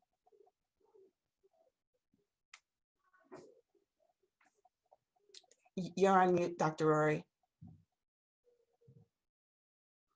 Don't you hate it when that happens? Thank you so much, Attorney Brinson, for sharing your remarkable journey and experiences. You're just truly inspirational to all of us. We know that the profession needs more diverse candidates and more diverse partners, especially women of color, especially Black women. We truly appreciate your support of our program over the years. And just thank you so much to your partnership and Jackson Walker for partnering and supporting us as well. Thank you. As a gentle reminder, the links to the Lawfare Admission Officers Room are going to appear in your chat very soon. And I'd like to remind you all to stay tuned, because we are going to finish our raffle after our closing speaker. And it is my pleasure, enormous pleasure, to turn to our closing speaker of the day, the Honorable Francois Rivera of the Supreme Court, Kings County of the state of New York. Justice Rivera has been a staunch supporter of our students and our programs. He has been mentoring high school and college students for over 15 years. He graduated from Cardinal Hayes High School, then earned his BA degree from Fordham University and his law degree from Cornell Law School. He began his legal career as a criminal defense attorney with the Legal Aid Society, and then he worked as an associate attorney in the private sector with 2 general practice law firms. Later, he served as an administrative judge with the New York State Department of Social Services, where he presided over fair hearings pertaining to government entitlement programs, and soon after, he became a supervising administrative judge there. He was then elected as a New York State Supreme Court Justice and re-elected in 2010. He has presided over 100 criminal trials that include murder, kidnapping, arson, and other serious felony charges. For 5 years, he presided over the juvenile offender part, which handled felony cases. And for the last 10 years, his legal decisions in the area of civil law have been published in the New York State Reporter and the New York Law Journal. He has over 500 published decisions. His opinions have been favorably cited in numerous federal and state court decisions and in legal treatises such as the New York jurisprudence. He always says yes when it comes to supporting our program, and we are very appreciative of his tremendous time and commitment and that he makes to working with us to develop the next generation of diverse lawyers. It is my pleasure and honor to introduce to you the Honorable Francois Rivera.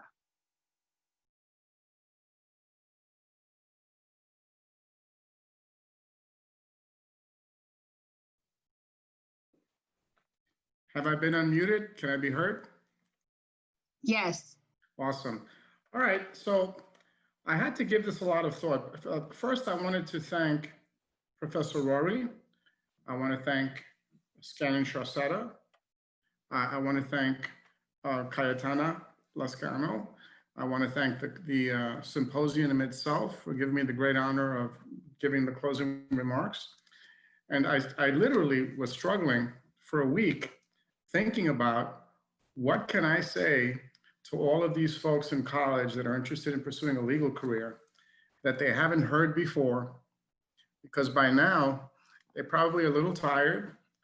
They've heard a lot of speakers. They've seen what there is to see. They've done their interviews. They're going to do more interviews. And I actually spoke to some of my students about this. In fact, some of my students are actually here.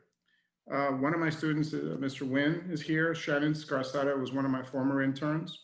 And I know she's a sophomore at the Berkeley Law School.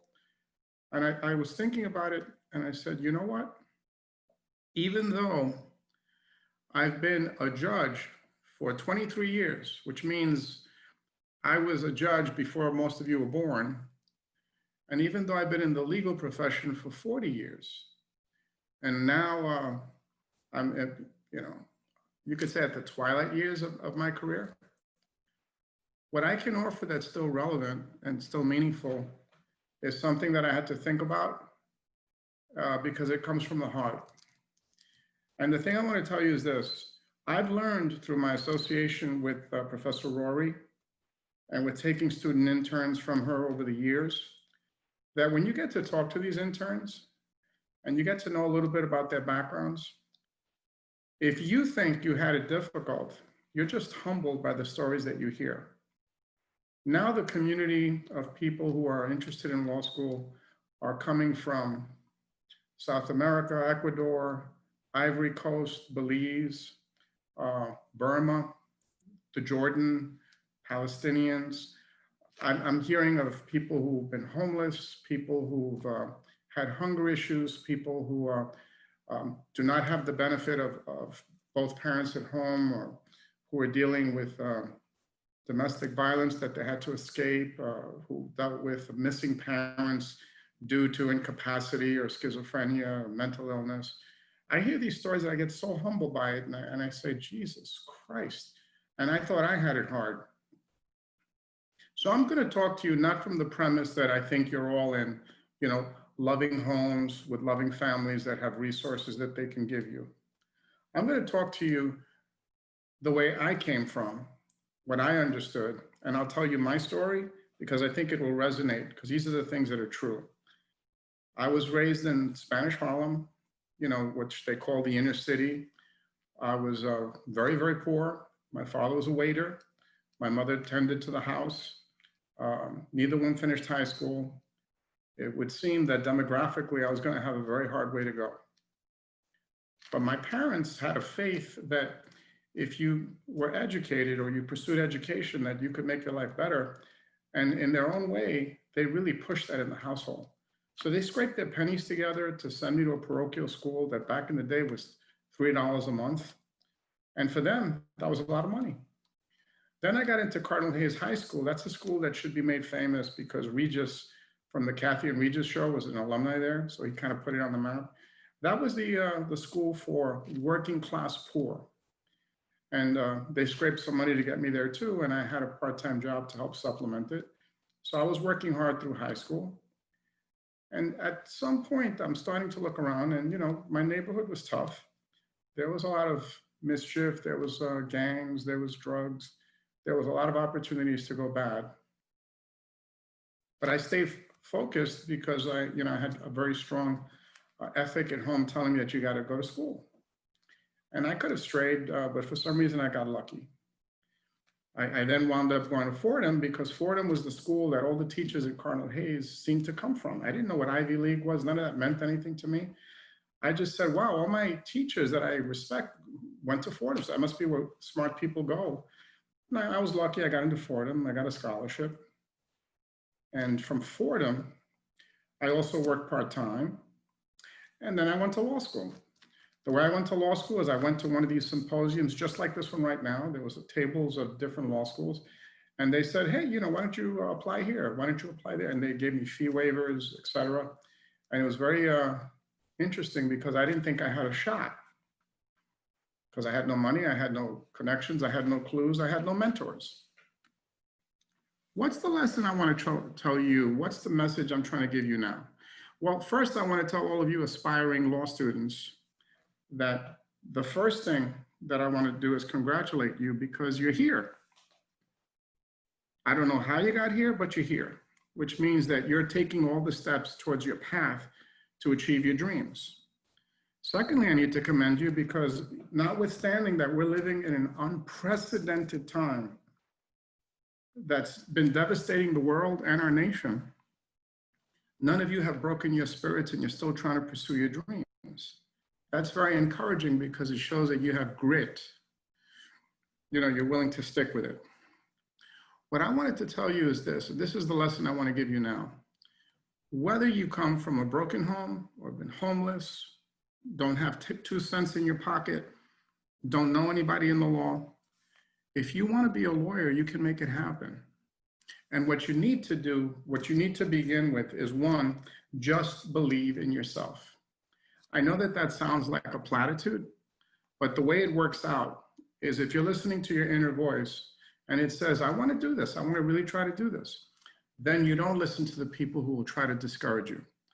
I've had people try to discourage me in every stage of my life. In grammar school, I was told, don't go to an academic program, go to a trade school. That's not for you. In high school, I was called a dumb Puerto Rican, freaking Rican, all kinds of offensive things to make me feel that I was less than what I was. I didn't believe it, even if it was coming from a professor. It came from a Latin professor, it came from a religion professor. I ignored them. I go to Fordham, and I know that I want to be a lawyer eventually, so I'm studying really hard to get good grades. One of the professor or TA's assistants, although I had a 93 average, gave me a B+. I went to see him. I said, why'd you give me a B+? I need an A-. I have a 93 average. He said, it's borderline B+. What do you care? I said, what do I care? I'm trying to go to law school. He goes, law school? Man, you're not law school material. You're wasting your time. I blew past him. The next thing I know is I'm involved in this program that the Pearl Deaf or Puerto Rican Bar Association funded, which was like a mini preparation for law school. It was a couple of weeks. I'm in the program, you have to pay. And seated in the class was the TA that told me that I wasn't law school material. And I go over to him, I says, hey, what are you doing here? He says, oh, I'm preparing for law school. He says, what are you doing here? I says, I'm doing the same. He said, oh, really? He said, I'm going to Brooklyn Law School. He says, where are you going? I said, I'm going to Cornell. When I saw a look on his face, it was all I needed because I knew that I didn't need to convince him. I didn't need to get angry at him. I didn't need to rub it in his face. I just needed to go forward and keep going forward with my dreams. What am I telling you folks? Believe in you, keep going forward. And because you believe in you, you have to do certain things. One of them is you have to plan. You have to execute a plan. And the planning means, okay, I want to go to law school. So now let me start reviewing law schools. Let me look at the applications. Let me look at what their admissions criteria are. Let me see what I'm going to need to fill the applications. So you get busy looking to help yourself because you're like a product and you're your own salesman and you push for yourself. And that's what I did. I was blessed that I got into Cornell. I pushed, I got in. I didn't have a good time my first year, but I survived. And when I graduated, I was able to get a job as a lawyer for the Legal Aid Society doing criminal defense work. And what that did is it took a little poor boy from Spanish Harlem without 2 nickels in his pocket, with no connections. And now I'm helping people. Now people are counting on me to represent them and defend them. Now I'm important in their lives. And if I'm zealous and I work hard, it matters. The outcomes matter. And boy, oh boy, did I have a good time as a lawyer. I was representing folks, I was winning trials, I was doing motions that were being granted. I was up against district attorneys, attorney generals, and I was winning. And it was thrilling. And this is I'm a nobody from nowhere. And this is what's happening in my life. And then at one point, that voice inside of me says, you know what? Lawyers are always arguing to that person up there on the bench. That's really where you should try to be. And I figured out a way to make that happen and got elected. I got 330,000 votes. I was elected 2010.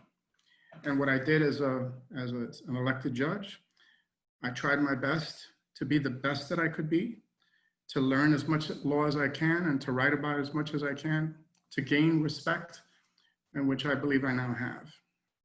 Now, the main message, and it's a long story, the main message is you begin with an inner voice that says, I want this.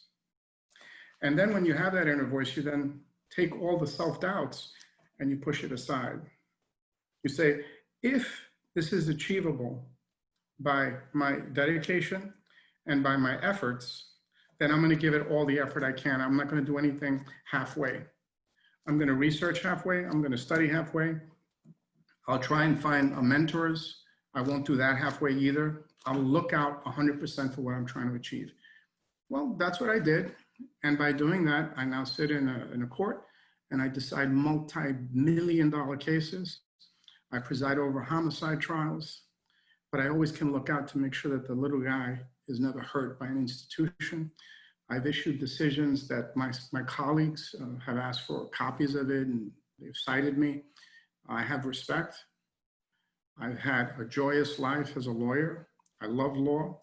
And I can tell all of you that if you persist and pursue your dreams, you're going to be stepping into a noble profession. That's wonderful. Now, the one thing I wanted to tell you, sort of like, I guess, in closing, is this.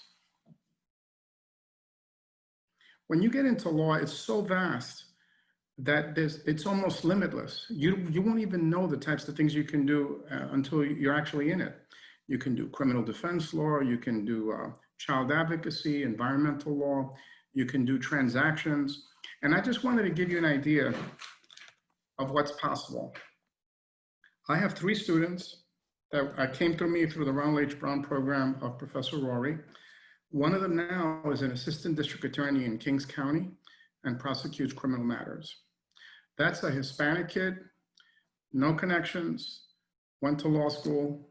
The rest is history. The other fellow I wanted to tell you about was an island kid, Jamaican.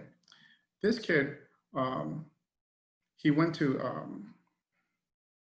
University of Pittsburgh, Pennsylvania. He became editor of their tax law review, and he's a Manhattan prosecutor. These are kids that didn't have 2 nickels in their pockets and no connections. I can tell you that this story gets repeated over and over where you see people with very, very humble backgrounds, and you turn around and the next thing you know, they're running for vice president of the United States, or they're the attorney general of New York, or they're the attorney general of the United States. Are these things possible? Absolutely. And they're possible for absolutely everyone, so long as you're dedicated and focused. And you can do very meaningful things and you can help people. And I feel that I help people because I give fair decisions and I never do anything with an eye towards anything other than what's right for the occasion. So if you should prevail, you will. And if you should lose, you lose. But it also helps me to stop a lot of mischief that's used to hurt little people, small people that don't have the means. I began as a marginalized Puerto Rican kid with no connections, no mentors, no idea. And the believing in my own voice and just executing it is what's helped me. Now, the one thing that I have been doing lately, and I want to share with you, is this. I remember how difficult first-year law school was, and you're going to hear this from a lot of people. And anyone who wants to can email me, and I'll actually set up a chat with you to discuss with you what I've been through, and maybe connect you with some of my students who've been through the training that I've given them. I'm going to tell you that I'm making it my business to teach college kids how to handle first year so that you're not blindsided by what to expect, because it's very tough. But if you know what to do, you can do extremely well. I'm doing that now. I've been doing it for years, and it makes my job fun. And in closing, what I really want to tell you is that if you're interested in this career, it's tough. Nothing that is worth anything is easy to achieve. But when you actually enter into this world and achieve the actual law degree, the things that you can do with it are limitless, absolutely limitless. Now, you see my name. It's Francois Rivera. I'm a Kings County Supreme Court Justice. You're college kids, and I'm going to tell you this. If you want to email me, I'm going to give you the homework of looking me up on the internet, because my contact information is public on the court sites, and you can literally email me, tell me that you were part of this program, and I will take those emails and I will respond to them. But I want to commend you. I want to commend you for wanting to go into this career. It is the most wonderful thing that's ever happened in my life. I love what I do, and I commend you that you're in the starting steps to get there. So congratulations to you for being here. I hope I haven't bored you, but I look forward to eventually hearing from any one of you. Hey, I was there at that symposium and I'm getting admitted to the bar today. I'm looking forward to that. Thank you, Professor Rory, for letting me be your final speaker. I really appreciate it. Thank you, Justice Rivera, for your motivation and always going above and beyond to support our students and now the nation's students. This is a time of need, and you have always, and I know you always will, step up to the plate to really support us. So we appreciate that you can always count on me. Always count on me. And we know that. Thank you. We appreciate that you worked so tirelessly for so many years to help us produce dozens of diverse law students and lawyers. And your story is just remarkable. You're remarkable, and you're truly inspirational. Before we go on to the next part, Justice Rivera, if you wouldn't mind staying on, I asked Jamila if she can also join us. We have a question from a student that I was really hoping that you would all address. Or help me address, right? So this is from Sol Tomas. As an older first-generation student, I'm now worried about being too old. As a first gen, I was not able to go through higher education in the traditional way. I've always had to work, and so my resume doesn't look like the regular student. What advice can you give students like myself? Who would you like me to address that first? Yeah, I mean, I defer to both of you. Ms. Brinson, if you want to, you can go first. And by the way, I was delighted to hear your speech. I commend you, I really do. Please feel free, and I'll wait for you. Thank you very much, Judge. It's one thing I love about the law is that it doesn't matter if you went straight through from undergrad to law school. It doesn't matter if you followed the traditional path, because in what has been my experience and that I have seen with our hires at our firm is that if you have real life, practical experience, there are certain firms, certain companies that really appreciate that, because it allows you to be able to understand the law and interpret the law in a way that is different and that can be beneficial to your clients. And so I think it really depends on what path you would like to follow, but generally speaking, I don't think it matters. Once you go to law school, you are a student like anyone else, and you would follow the path that you are most interested in following. Thank you.